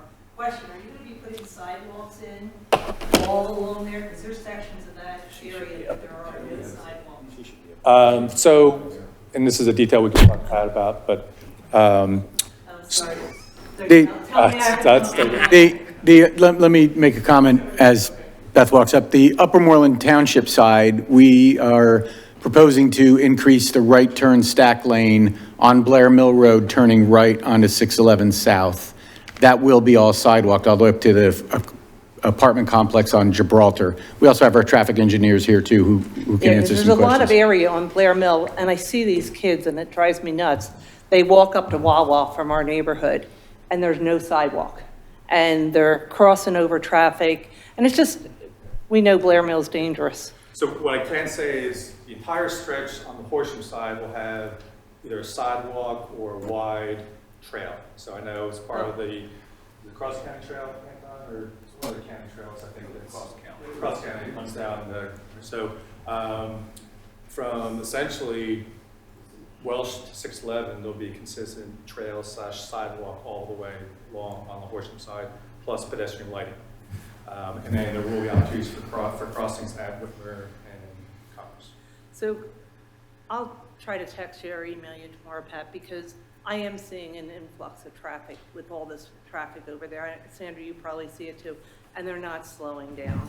And they're racing through, and, you know, neighbors are getting upset. Kids, there's a lot of kids out, you know, and it's going to get, as it gets warmer, they're out. They are using the park, though.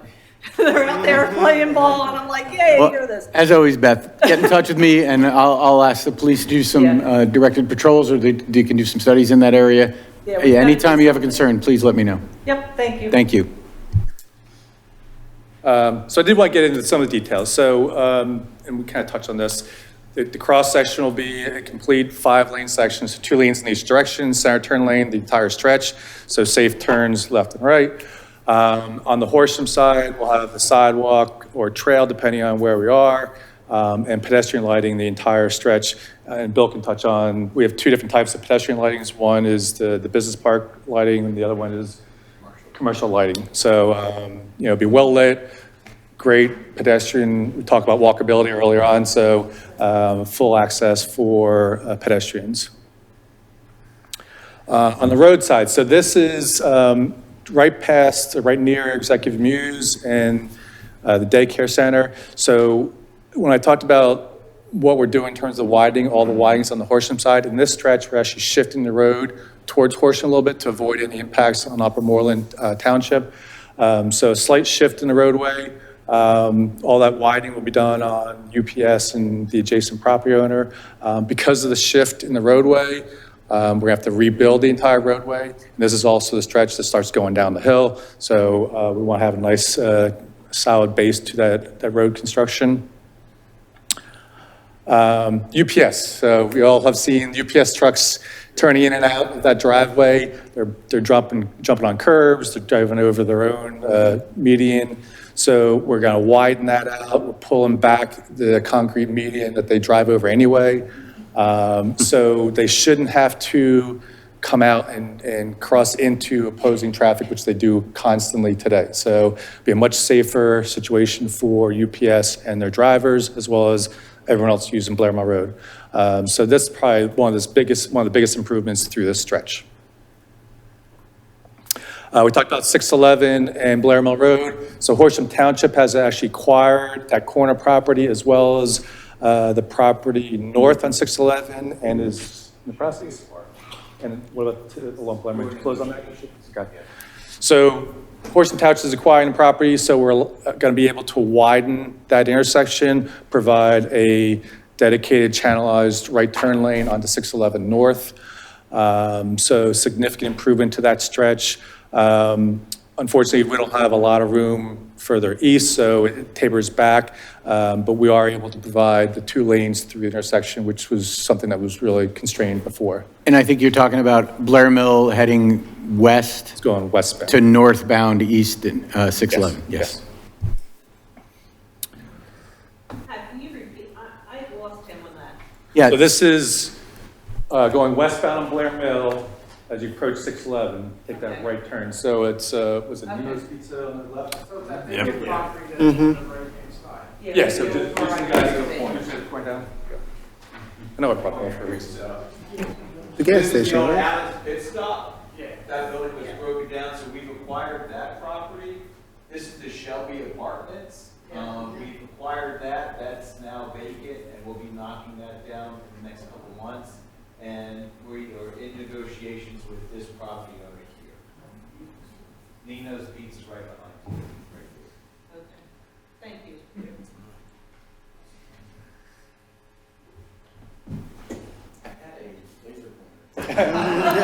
So I'm going to hand it over to Anton now to cover some Upper projects. Yeah, so as Horsham was working on their sections, Upper Moreland was also working on the section from between Gibraltar and Easton Road. Basically lengthening that right turn lane. Today it's very short, right in front of the gas station, and the right turns get backed up into through, so. Anton, can I interrupt you a second? Gibraltar would be on the left of screen and 611 would be on the right of screen, am I correct? Correct. Thank you. Yeah, so this is a section of about 400 feet of widening for 12 feet wide to lengthen that turn lane up to 450 feet. As we were working on this, Horsham was progressing theirs and the timing synced up. This portion of the project that Upper Moreland's working on is going to be tied in with theirs. We're working with Michael Baker to make it one joint project so that there's an economy of scale, some savings on efforts there, so it works out well.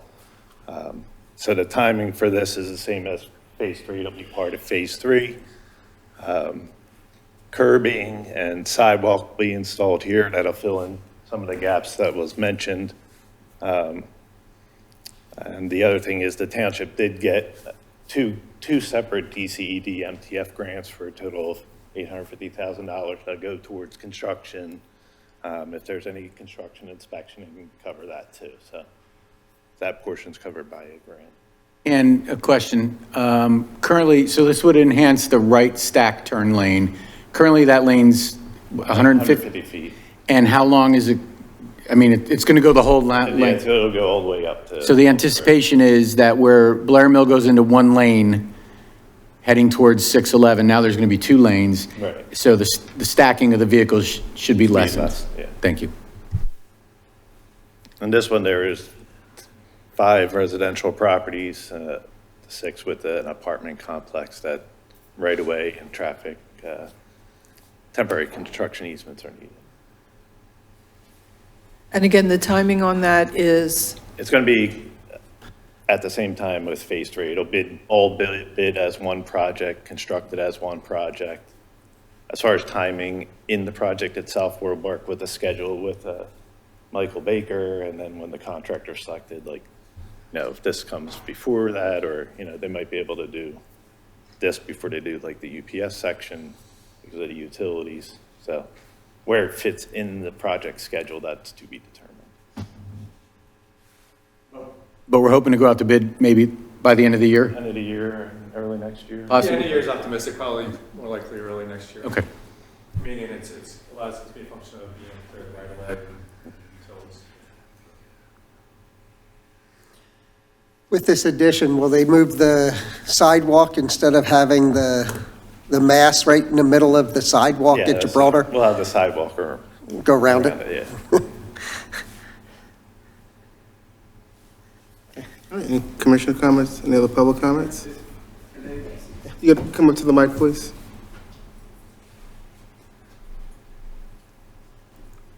My name is Alex Zachariah. I live on Beechwood, but I heard executive muse mentioned.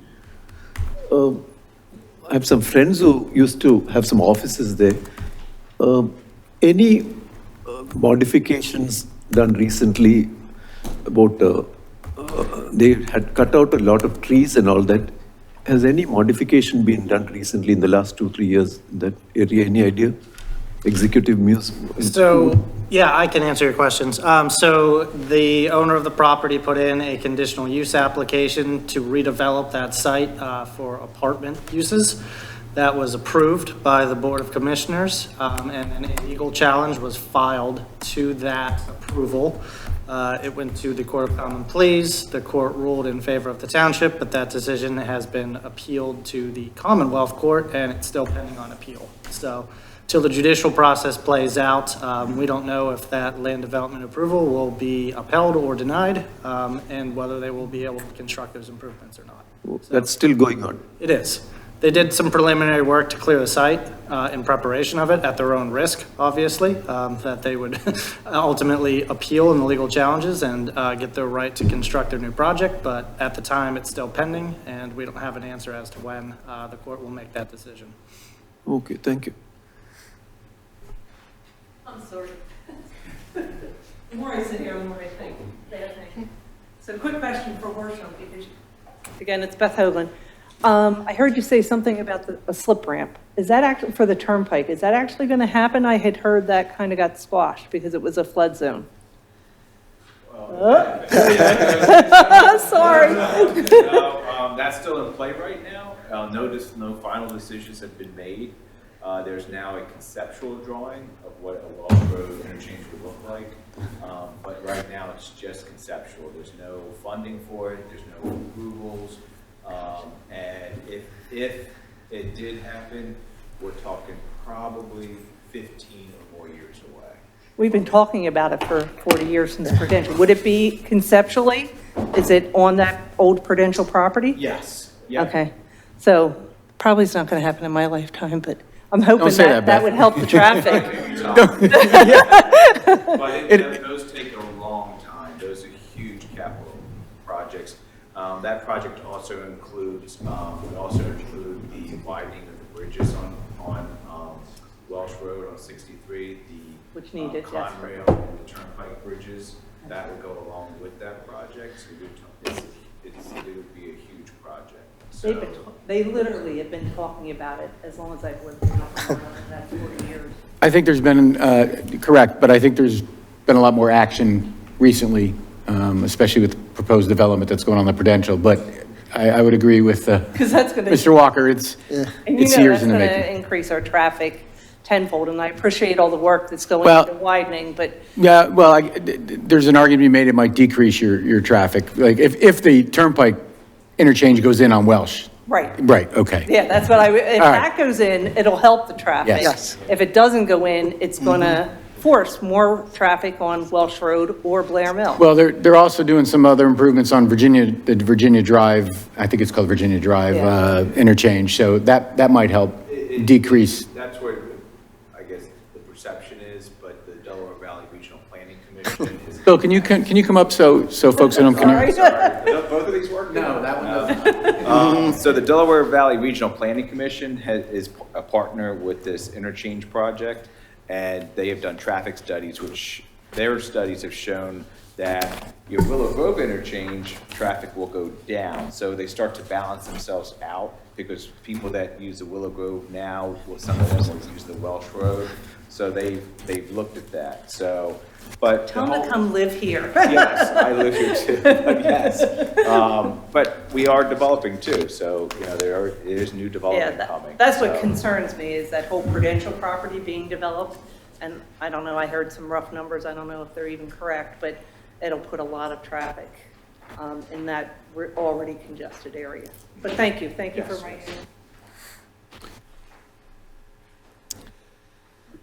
One other thing I want to add, I don't have a slide or an image of this, but I know drainage and stormwater is always an issue. So working with Gilmore, we're looking at putting a detention basin underneath the power lines adjacent to the apartment complex. So it is on Upper Moreland side, but it's essentially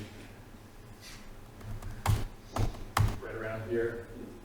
So that will provide some much needed stormwater relief in addition to the improvements to the drainage within the roadway itself. So That would be just west of Commerce, west of Commerce. yeah, just west of Commerce. So it's you know, where the utility, or the high tension lines are? Yes. It's underneath them and just to the west of that, Okay. between the creek and the apartment complex. Anything else? Just that intersection alone has been, has helped us with our stormwater.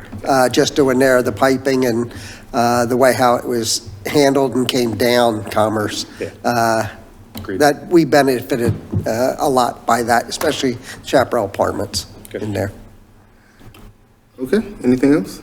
That's all I had.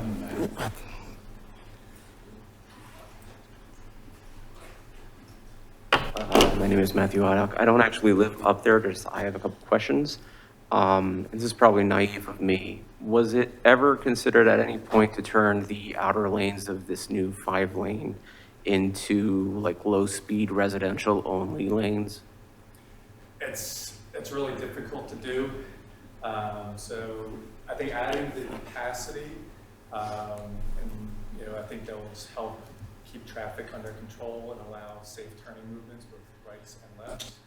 But to take one lane and call it a low-speed residential road, lane doesn't really work in this context. Okay, because my concern, and I do a lot of walking around town, crossing that street, crossing any 5-lane street is a pain. And doing anything like splitting it up, putting a couple barriers and some islands to make it easier to cross would be appreciated. Yeah, I mean, it just creates a bigger, wider, more impact. So we are improving the intersection, so there'd be much better pedestrian crossings, crosswalks, pedestrian push buttons, timing's gonna be improved, so it'd be a much safer way to cross. Plus you're gonna have on Horsham side, and probably most of Upper Moreland, sidewalks and trails, so it is gonna be a much better corridor to walk than it is today. But still, I'd be crossing 5 lanes. Well, yeah, but a signalized controlled intersection. So you have that, you have Commerce, you have Gibraltar, and then you have up further up on Long near it's the Walmart entrance. So I couldn't ask for several like just a opportunities. little island in the middle. Well, you put an island, you take away the center turn lane, so. Just asking. Good question. Any other public comments? Thank you. So this was informational only, just to share and make our residents aware, and we thank our engineers, Horsham's engineers, and Manager Walker for coming out and tonight and explain it to us. Thank you. Thank you. Yes, I want to say thank you so much. My neighborhood is right off of Blair Mill. I live in Sycamore Village, and I thank my neighbors also, but I really appreciate you coming out here from Horsham to let us know about what's happening. So happy that you did that. And I would love for us to have continued communication so we can communicate with the neighbors about road closures and lane closures and that sort of thing, and when these phases will officially take place. All right, thank you so much. Thank you. Thank you. So we'll move ahead with our next agenda item, data center discussion. Data center discussion? Yeah, I believe in front of you is an attachment concerning some comments about data centers.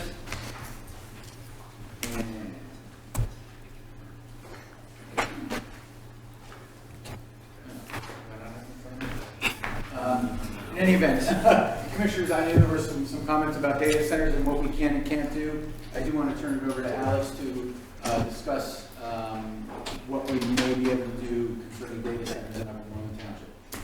Yeah, so it was brought to at least our attention at our office about the topic of data centers. Obviously, it's the topic du jour, right, in the world of municipalities, right?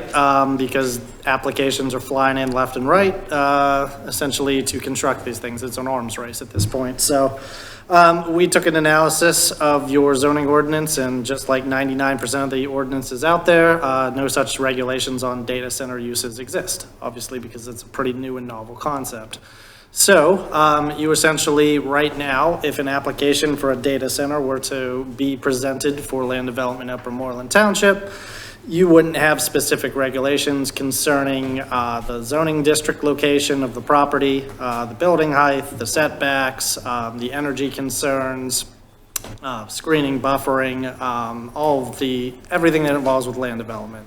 So a person would probably have to go and file they would file a legal document to basically allow for the use because it's not provided for, and then proceed with their application. You'd still obviously be able to attach reasonable conditions to the use if it ultimately is approved, and then of course they would have to comply with your land development ordinance for the actual construction of the facilities. But I think it was Ms. Richmond that had asked us to look at alternate means of updating the zoning ordinance to address data centers themselves. So there's an unnecessarily convoluted resolution in the packet for tonight's agenda. We're just asking that the full board consider that if on the May 4th meeting, if you guys want to move forward with adopting data center regulations to your zoning ordinance. What this is it's a curative amendment process for zoning amendment change. There's a couple of ways to amend your zoning ordinance. This is probably what I would like to call the quicker way of doing it. And the law sets forth a couple of bases in which you can declare your zoning ordinance invalid for certain reasons. This is one of them, for not having a legitimate lawful use not regulated or provided for, which would be your data centers. So because you have that reason, you can propose a curative amendment. It's a 3-step process. Step 1 would be on May 4th that the board votes by motion to declare that there's an invalidity to the zoning ordinance. Step 2 is what this resolution is describing, because once you've declared your zoning ordinance invalid, you then within 30 days under the process have to paper that with a resolution setting forth the reasons why you think it's invalid, which is what this resolution describes. Then after that, you have a clock of 180 days to actually draft a amendment to your zoning ordinance to capture your data center regulations that you want and adopt it. The benefit of going this route versus a traditional zoning ordinance amendment is that as soon as this motion of invalidity is declared and the resolution is passed, it acts as basically a stop on any application that could come in the interim before you amend your ordinance. Meaning if somebody does come in with a data center application, they would not get the benefit of no regulations as they currently exist. They would have to wait until the zoning ordinance amendment is processed, those regulations are adopted, and then they could proceed with their application under the new regulations themselves. So that's what's before you on the short term. Obviously, if you go this route and we want to amend our zoning ordinance, then we can start to talk about the mechanics of what you actually want in your regulations. We've provided samples of this ordinance that we have done for Upper Marion. They're basically the guinea pig and the first in the area to adopt that. I believe that Pat had provided the board with the model ordinance suggestions that were prepared by Montgomery and Chester counties in joint. And then there's also model ordinance floating out of there from Allegheny County, which is where the city of Pittsburgh sits, with more specific regulations as well. So I think myself and Paul will have to put our heads together to figure out where you guys want to put this as far as the most appropriate district, and then tailor the kind of model ordinances to what would make sense in Upper Moreland. But the long and short of it, I know we haven't talked about regulations, but the long and short of it is that currently we are seeing applications come in for data centers that are much larger in scale than what was proposed a couple of years ago and what has been approved. And the reason for that is simple economics. Applications outside of Upper Moreland? Outside of Upper Moreland. We haven't seen one here. And I'll couch it with a big asterisk that in analyzing your zoning ordinance and then looking at available properties in preparing this, Upper Moreland is at an extremely low risk because of the size and scope of data center applications that are coming in.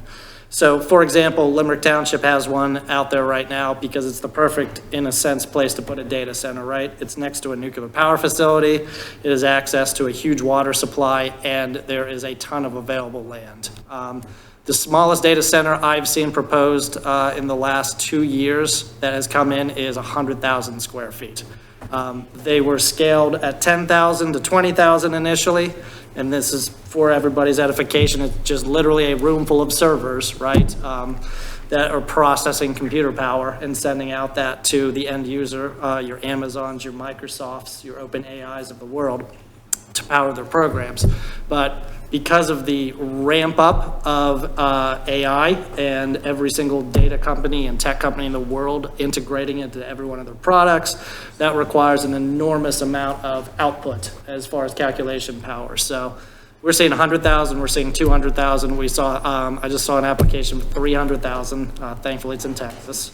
So it's not not within our jurisdiction. But the point is, you know, to put 100,000 square foot facility to house this, plus the utilities, plus the access points, and plus all the other infrastructure improvements you need, you're looking at very specific targets and very specific properties, right? You probably 50 acres or larger are targeted properties. So Upper Moreland, in my assessment, is a very, very low risk, but nonetheless, I mean, it is something that we should get ahead of and amend our zoning ordinance just in the event that somebody does put in an application and can cobble together a couple of pieces of property, or try to put in a small one. But again, we're not seeing the small scale applications anymore because it's not economically viable for the end users. So that's everything I have to say on the subject. I'll open the floor to anybody that has comments. So what's really in front of us, just so everybody understands, this would, let's say, automatically right away cut off any applicants coming in as far as us saying we don't have the correct zoning or anything like that. This stops them. It gives us 180 days, right? Correct. 180 days to make up an ordinance to put in. But for right now, we want to just put this forward. So then we have 180 days for Paul and Alex to work this out, to rule out all the other things. That's really what's in front of us with this. It's not all the little particular things. It is just to stop it right away.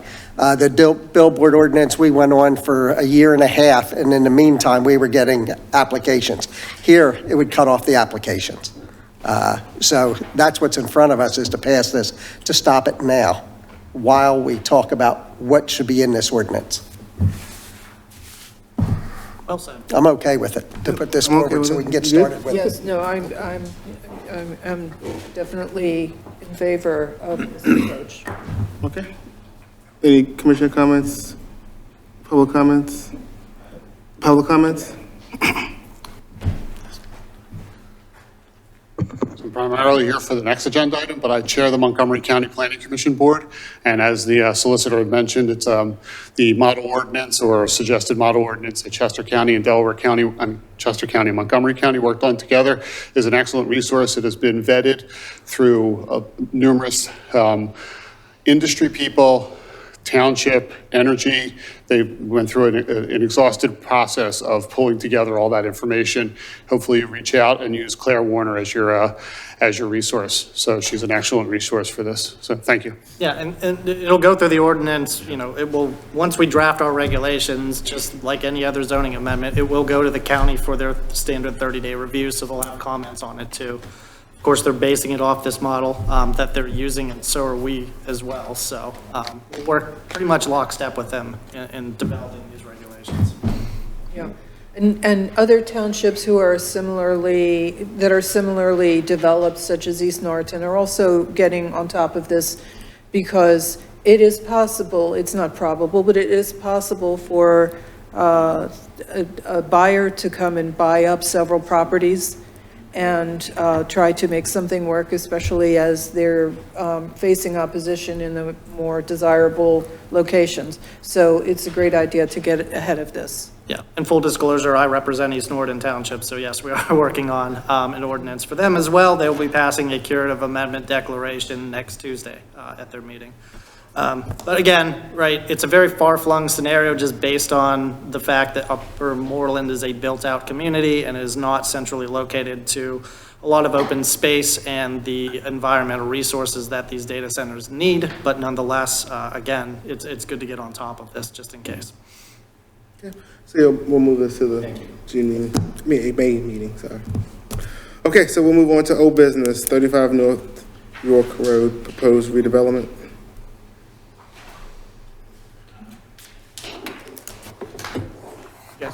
Do you guys need hard copies? Yes, we have copies. Do you need to plug in? Yeah. I'm good. We have it. We're good. We're good. I'd like one, it's better to look at. Not scale, but it'll give Yeah, thank you. Sure, I write all over them, so. Just kill trees. Well, they're already dead. I'm not good on I have them digitally, so I'm good.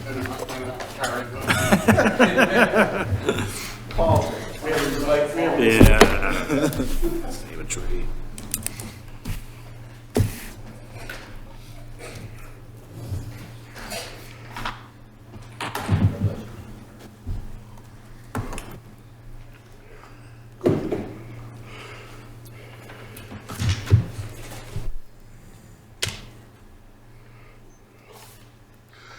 So, good evening, Commissioners. My name is Stephen Klein. I'm with Regan Klein Cross Architects.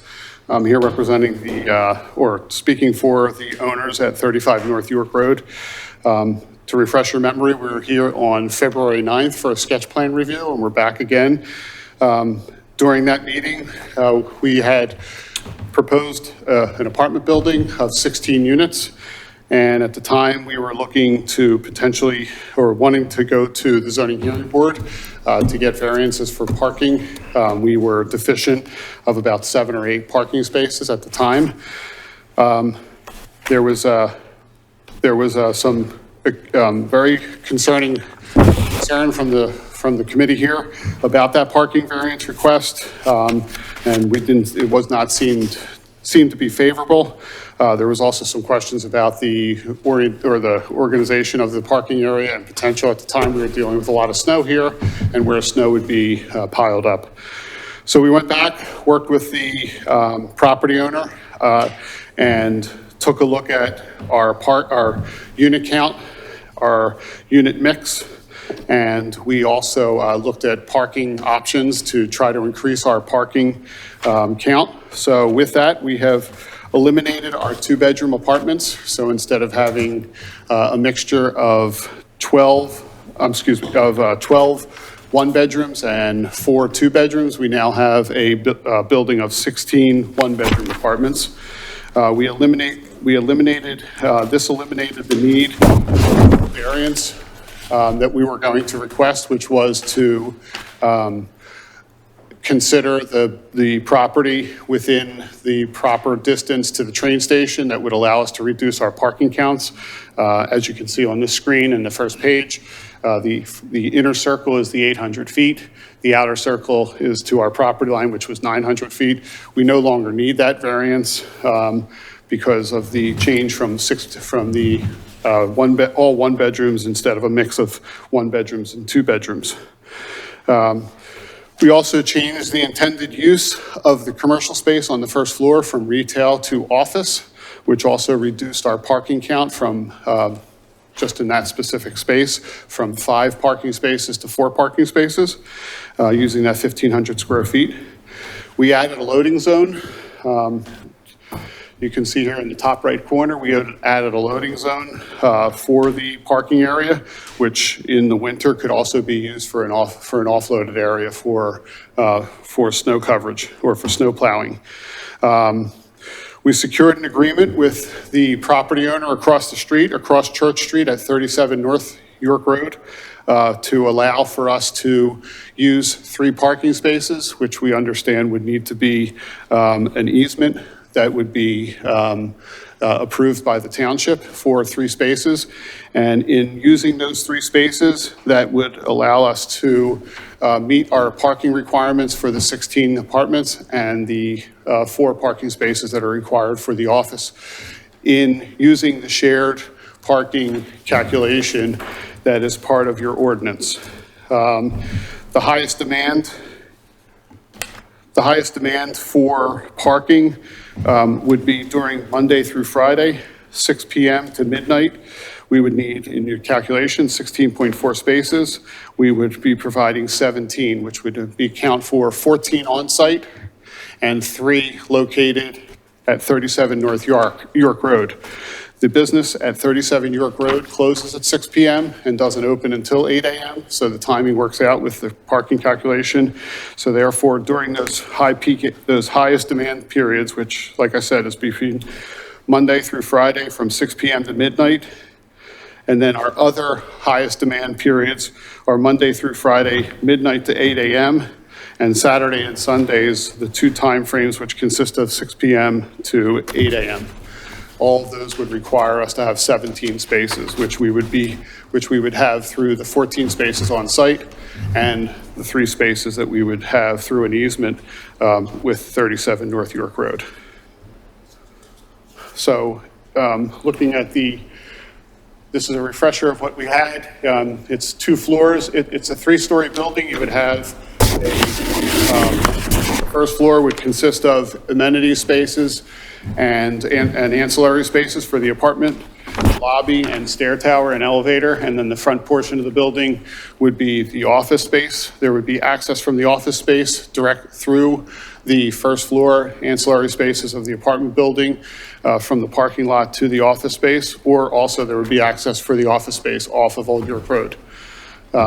And then up on the upper floors, you would have a mixture of different sized 1-bedroom apartments. And there would be 8 on each floor. And in the upper right-hand corner is the shared parking table that is from the township ordinance. We meet the requirements for shared parking, off-site shared parking. We are within 900 feet, obviously, and you can see that on page Z2, which shows the dimensions. We are within 90 feet of any parking that we would be using on 37 North to the property line at 35 North York Road. Obviously, we're just across the street, so we're well within 900 feet.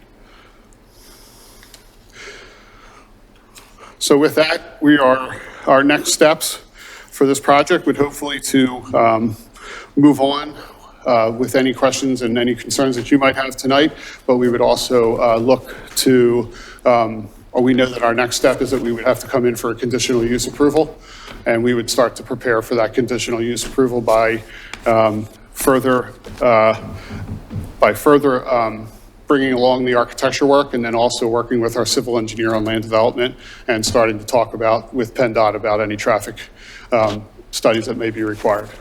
Oh, yeah, that's fine. I have a question. Yep. The office space, where would they be parking, the people who work in the office space? I'm sorry? Where, the people in the office space, where would they be parking? Where's their parking? Their parking count is part of the 14 spaces that are on site and also the 3 spaces off site.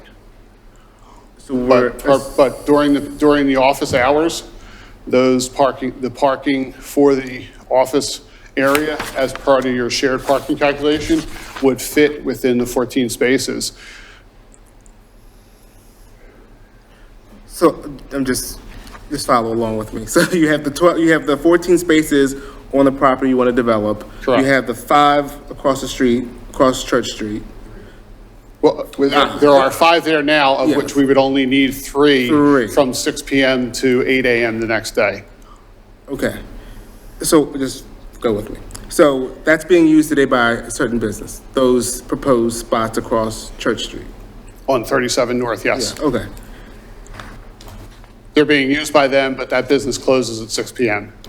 Got it. And then we're assuming that when the people who come in for the office building, the people who actually live in those apartments, they're gone to use those parking spots. That's correct. That's an assumption. Okay. And that's how your shared parking table is also organized based on the percentages of parking allocated for each time frame for each type of use. Okay. And then my other question is, Claire was here with the commission, that plan. Couldn't we add this to the plan that they fix those sidewalks? What she was asking for in her, site visit, walk visit? I'll take a look, and yeah, we can, That would be addressed at land development. Yeah. Okay. Commissioner, yep. Yep. Including landscaping, sidewalk. All those easements, yeah. Absolutely. And I would assume we would be doing a fair amount of work through the sidewalks with utilities and curb cuts and changes to the driveway entrance and just general construction, so. Right, will the 3 parking spaces that are across the street, will they be deed recorded? Yes, we On understand their the property. requirement under the shared parking section of the ordinance that we would have to have an easement put on 37 North to guarantee the use of those parking spaces, and that would be something that would be submitted to the township for review and approval. Okay. That's all, just in case they would sell it. Yeah. Yep, we understand. The easement will be recorded with the county. I would suggest that, because they've got conditional use first, that we make that a condition at the time that they provide the shared parking and the easement before they proceed. And there will be no sign saying for them, let's say, you can't park here at certain times or whatever, or for them only. Yeah, they can't put signage up for those 5 parking spaces. I'm not sure what you mean. In other words, they could put a sign up saying during certain times, yeah, these are used for our property, that you can only use them from here on. Well, based on the shared parking calculation, the allocation is only needed at the time when the business is closed, from 6 PM to midnight. I'm sorry, 6 PM to 8 AM the next day. I think what Commissioner's asking is, they won't have signs that say XYZ parking only, the one across the street. Correct. They will not have that sign that says XYZ parking only. They will not have that. Okay. I thought you meant the other way. Okay. Sorry. So anybody could just come and park there?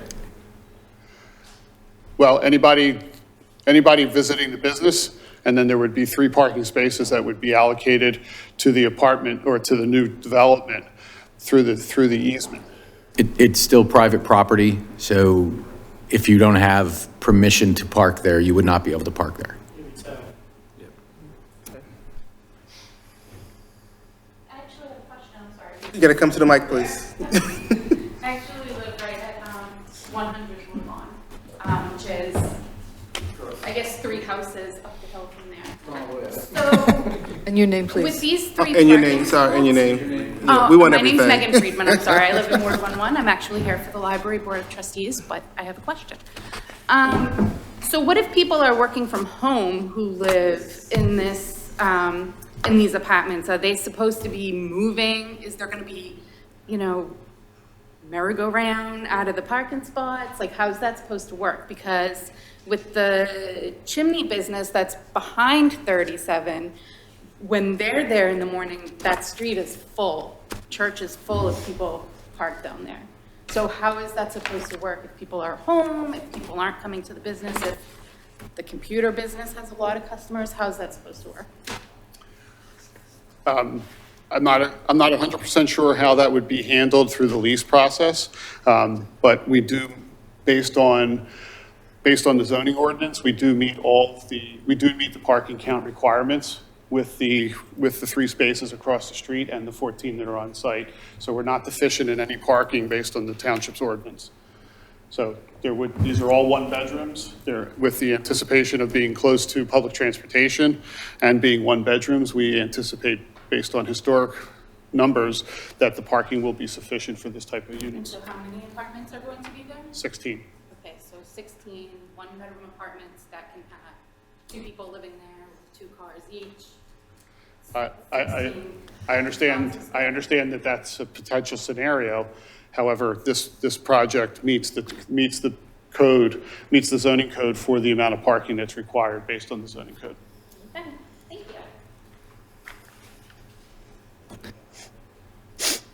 you. Any other commissioner comments or public comments?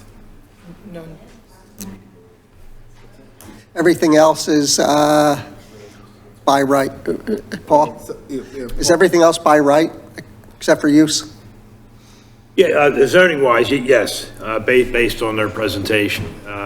So the next step, like I said, they had previously come with the concept. They got some feedback from the committee. They heard the concerns with parking. They revised their plan. There's no action required by the committee at this time. The next step would be for the applicants to prepare a conditional use plan and with renderings and so forth, so. So this doesn't go to the May board? No. Okay. No action, just an FYI. Okay. Is it customary in conditional use to also run the conditional use hearing and land development concurrently?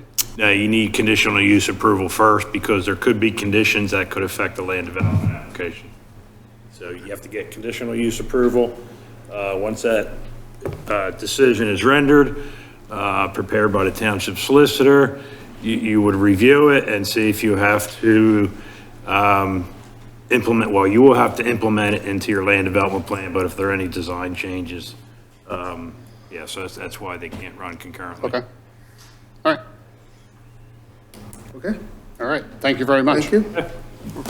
All right, move on to review of the meadow policy. Yeah, it's fine. Paul, myself, and Lynette from the Environmental Advisory Council have worked together to come up with this meadow policy that we're proposing. The policy essentially says that if a homeowner wants to have a meadow, they would contact the EAC. The EAC would review the meadow plans and the maintenance plans and discussions how it will continue to be a meadow. If the EAC believes that is workable, they will contact Paul Pertel and let Paul know that, yes, this XYZ resident address has approval for a meadow. It takes the Board of Commissioners out of that process, moves it to the EAC and to Paul. Someone simply saying, I'm letting my grass grow, does not count as a meadow. And if they want to let their grass grow and then say, oh, I'm going to make a meadow, they would first have to clear the area and go through the process properly. So great cooperation with Lynette and the EAC, and we thank them for their cooperation and partnership on this, and the same with Paul Pertel. Yep, and I had no issues with the revised policy. I'm okay to move it ahead. I'm okay with the policy. Do we have, I'm sure you've gone through it, how a meadow has to be prepared for a guideline? In the policy, there are a lot of, I'm sorry, Paul. Yeah, go ahead, there are links. There are a number of links in there, how to go about doing a policy. I think the guidance would come from the EAC, who has expertise in this area. And are we saying in this that they can put a meadow even in the front yard, anywhere on the property? Yes. Yes. And they have to have a sign. Again, that's going to be at the recommendation of the EAC. Once it's submitted to them, if they don't think it's appropriate, where they're proposing it, I'm assuming they'll work with the applicants until they're satisfied that they can make a favorable recommendation to the township.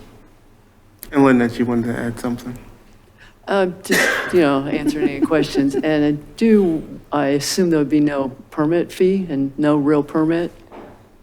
Just more of a notification that that's what's happening in this yard? Yeah, the only time we would require a permit is if the disturbance was more than 20 cubic yards of earth, either a cut or a fill. I don't anticipate that. Yeah, So, answer your question, no permit would be needed. yeah. All right. We'll move this forward then. Thank you. So we will move on to the monthly reports. So with the monthly reports, if the information is already in your reports, we just want a high-level summary of the, the things you want to highlight. We've already reviewed it. We've had questions. We can ask questions about the reports. So with that being said, Paul, you can go first. Yes, the committee has my report from this year and then also from 2025. I have nothing to add, but happy to answer any questions the committee may have. I do not have any questions. Okay. Very good. Dave, welcome back. You're up next. Good time. You have my report for, it was March. I have nothing further to add, but we'll gladly answer any questions. I have no questions. Yep, engineering report. Thank you. As mentioned before, the committee has my report in their packets. One highlight is the Woodlawn Park redevelopment. The bids for that project will be open tomorrow, and a bid recommendation will be provided at the May Commissioners meeting. Good. Any questions for the engineering report? No. Nope. Okay, so we will move on. The EAC.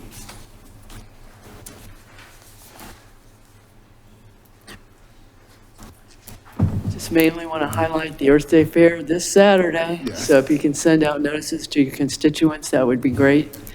And then that's probably the main things. Lynette, would you just tell us the time at Oh, Mason's yeah. Mill Park? Yeah, Mason's Mill Park, 10 to 1. Okay. Thank you. And it should be Is it on your fun. Facebook page? Yeah, that's right. We do have a Facebook page, and yes, it's on there. Okay. All right. Thank you. And the Historical Commission.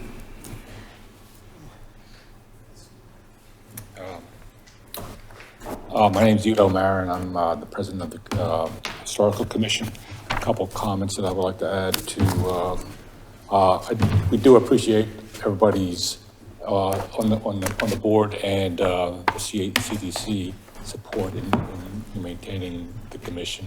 And I appreciate Paul's support in terms of notifying us in advance of any property that's on our 40 house inventory. In advance of them submitting a permit or making any kind of modifications to the house, so that we can review that. Farmstead, as mentioned on the report, we're looking at a potential film venue where we get local filmmakers, and they would use the property as a venue. We do have a spring film, short film festival coming up on May 16th. It's incorrectly stated as Friday. It should be Saturday in the report. We have engaged a vendor that will bring a inflatable screen, a large inflatable screen on site that would also provide the projection equipment. We do have an event coming up on October 24th, which is the Spooky Stories event, where we're telling, obviously, spooky stories. In addition, we have a short historical presentation from the Washington Crossing, Friends of Washington Crossing, which they present 10 crucial days during that Washington Crossing event. We would like to get a interpretation of a thing that we're doing for a self-guided tour of revolutionary houses. I think this is, was stated that we couldn't put the house numbers on the actual video presentation, so it could be self-guided. People will ride around in cars and look at the house. One option we would have to do is actually would have to provide a trolley, which we've done in the past where we showed the, but if we can get an interpretation whether we can have house numbers on the video, I guess that's a solicitor's. We've published the website has all the house numbers on it already in the website, so personally, I don't know why we couldn't have numbers on the houses.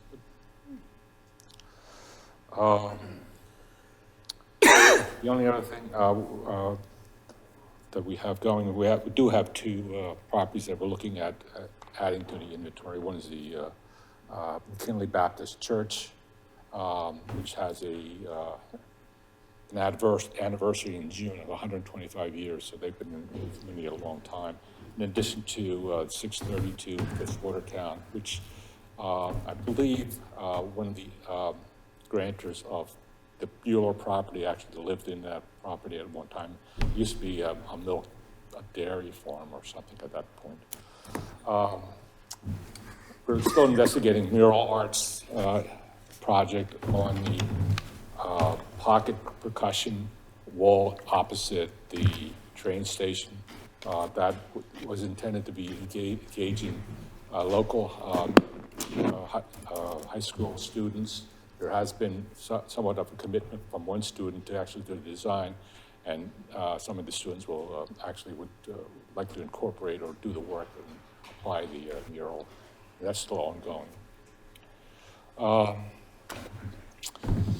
We are still recruiting new members, and it's been pretty difficult. I think we still need an approval from one of the a new member that was submitted to the board. I'm not sure whether that has occurred or not. Phoebe Parks. Don't think so. Yep. I don't know if she's, Not in the finance. We don't have any new recommendations. no, I believe she was appointed last month, but I'll, Oh, yeah, there was someone appointed last month. Yeah, I guess I didn't get the letter. Maybe I overlooked that. And I guess we're to a point where I actually asked my wife I have recruited my wife to be on the board. Oh, very good. And you know how that is. It's a work in progress, and it's going to be pretty good, I think. I think that's all I have. Any questions? No questions for me? None. Thank you. Thank you. Thank you. We have no other topics. Any other commissioner comments? With that being said, we are adjourned for CDC. No, I know.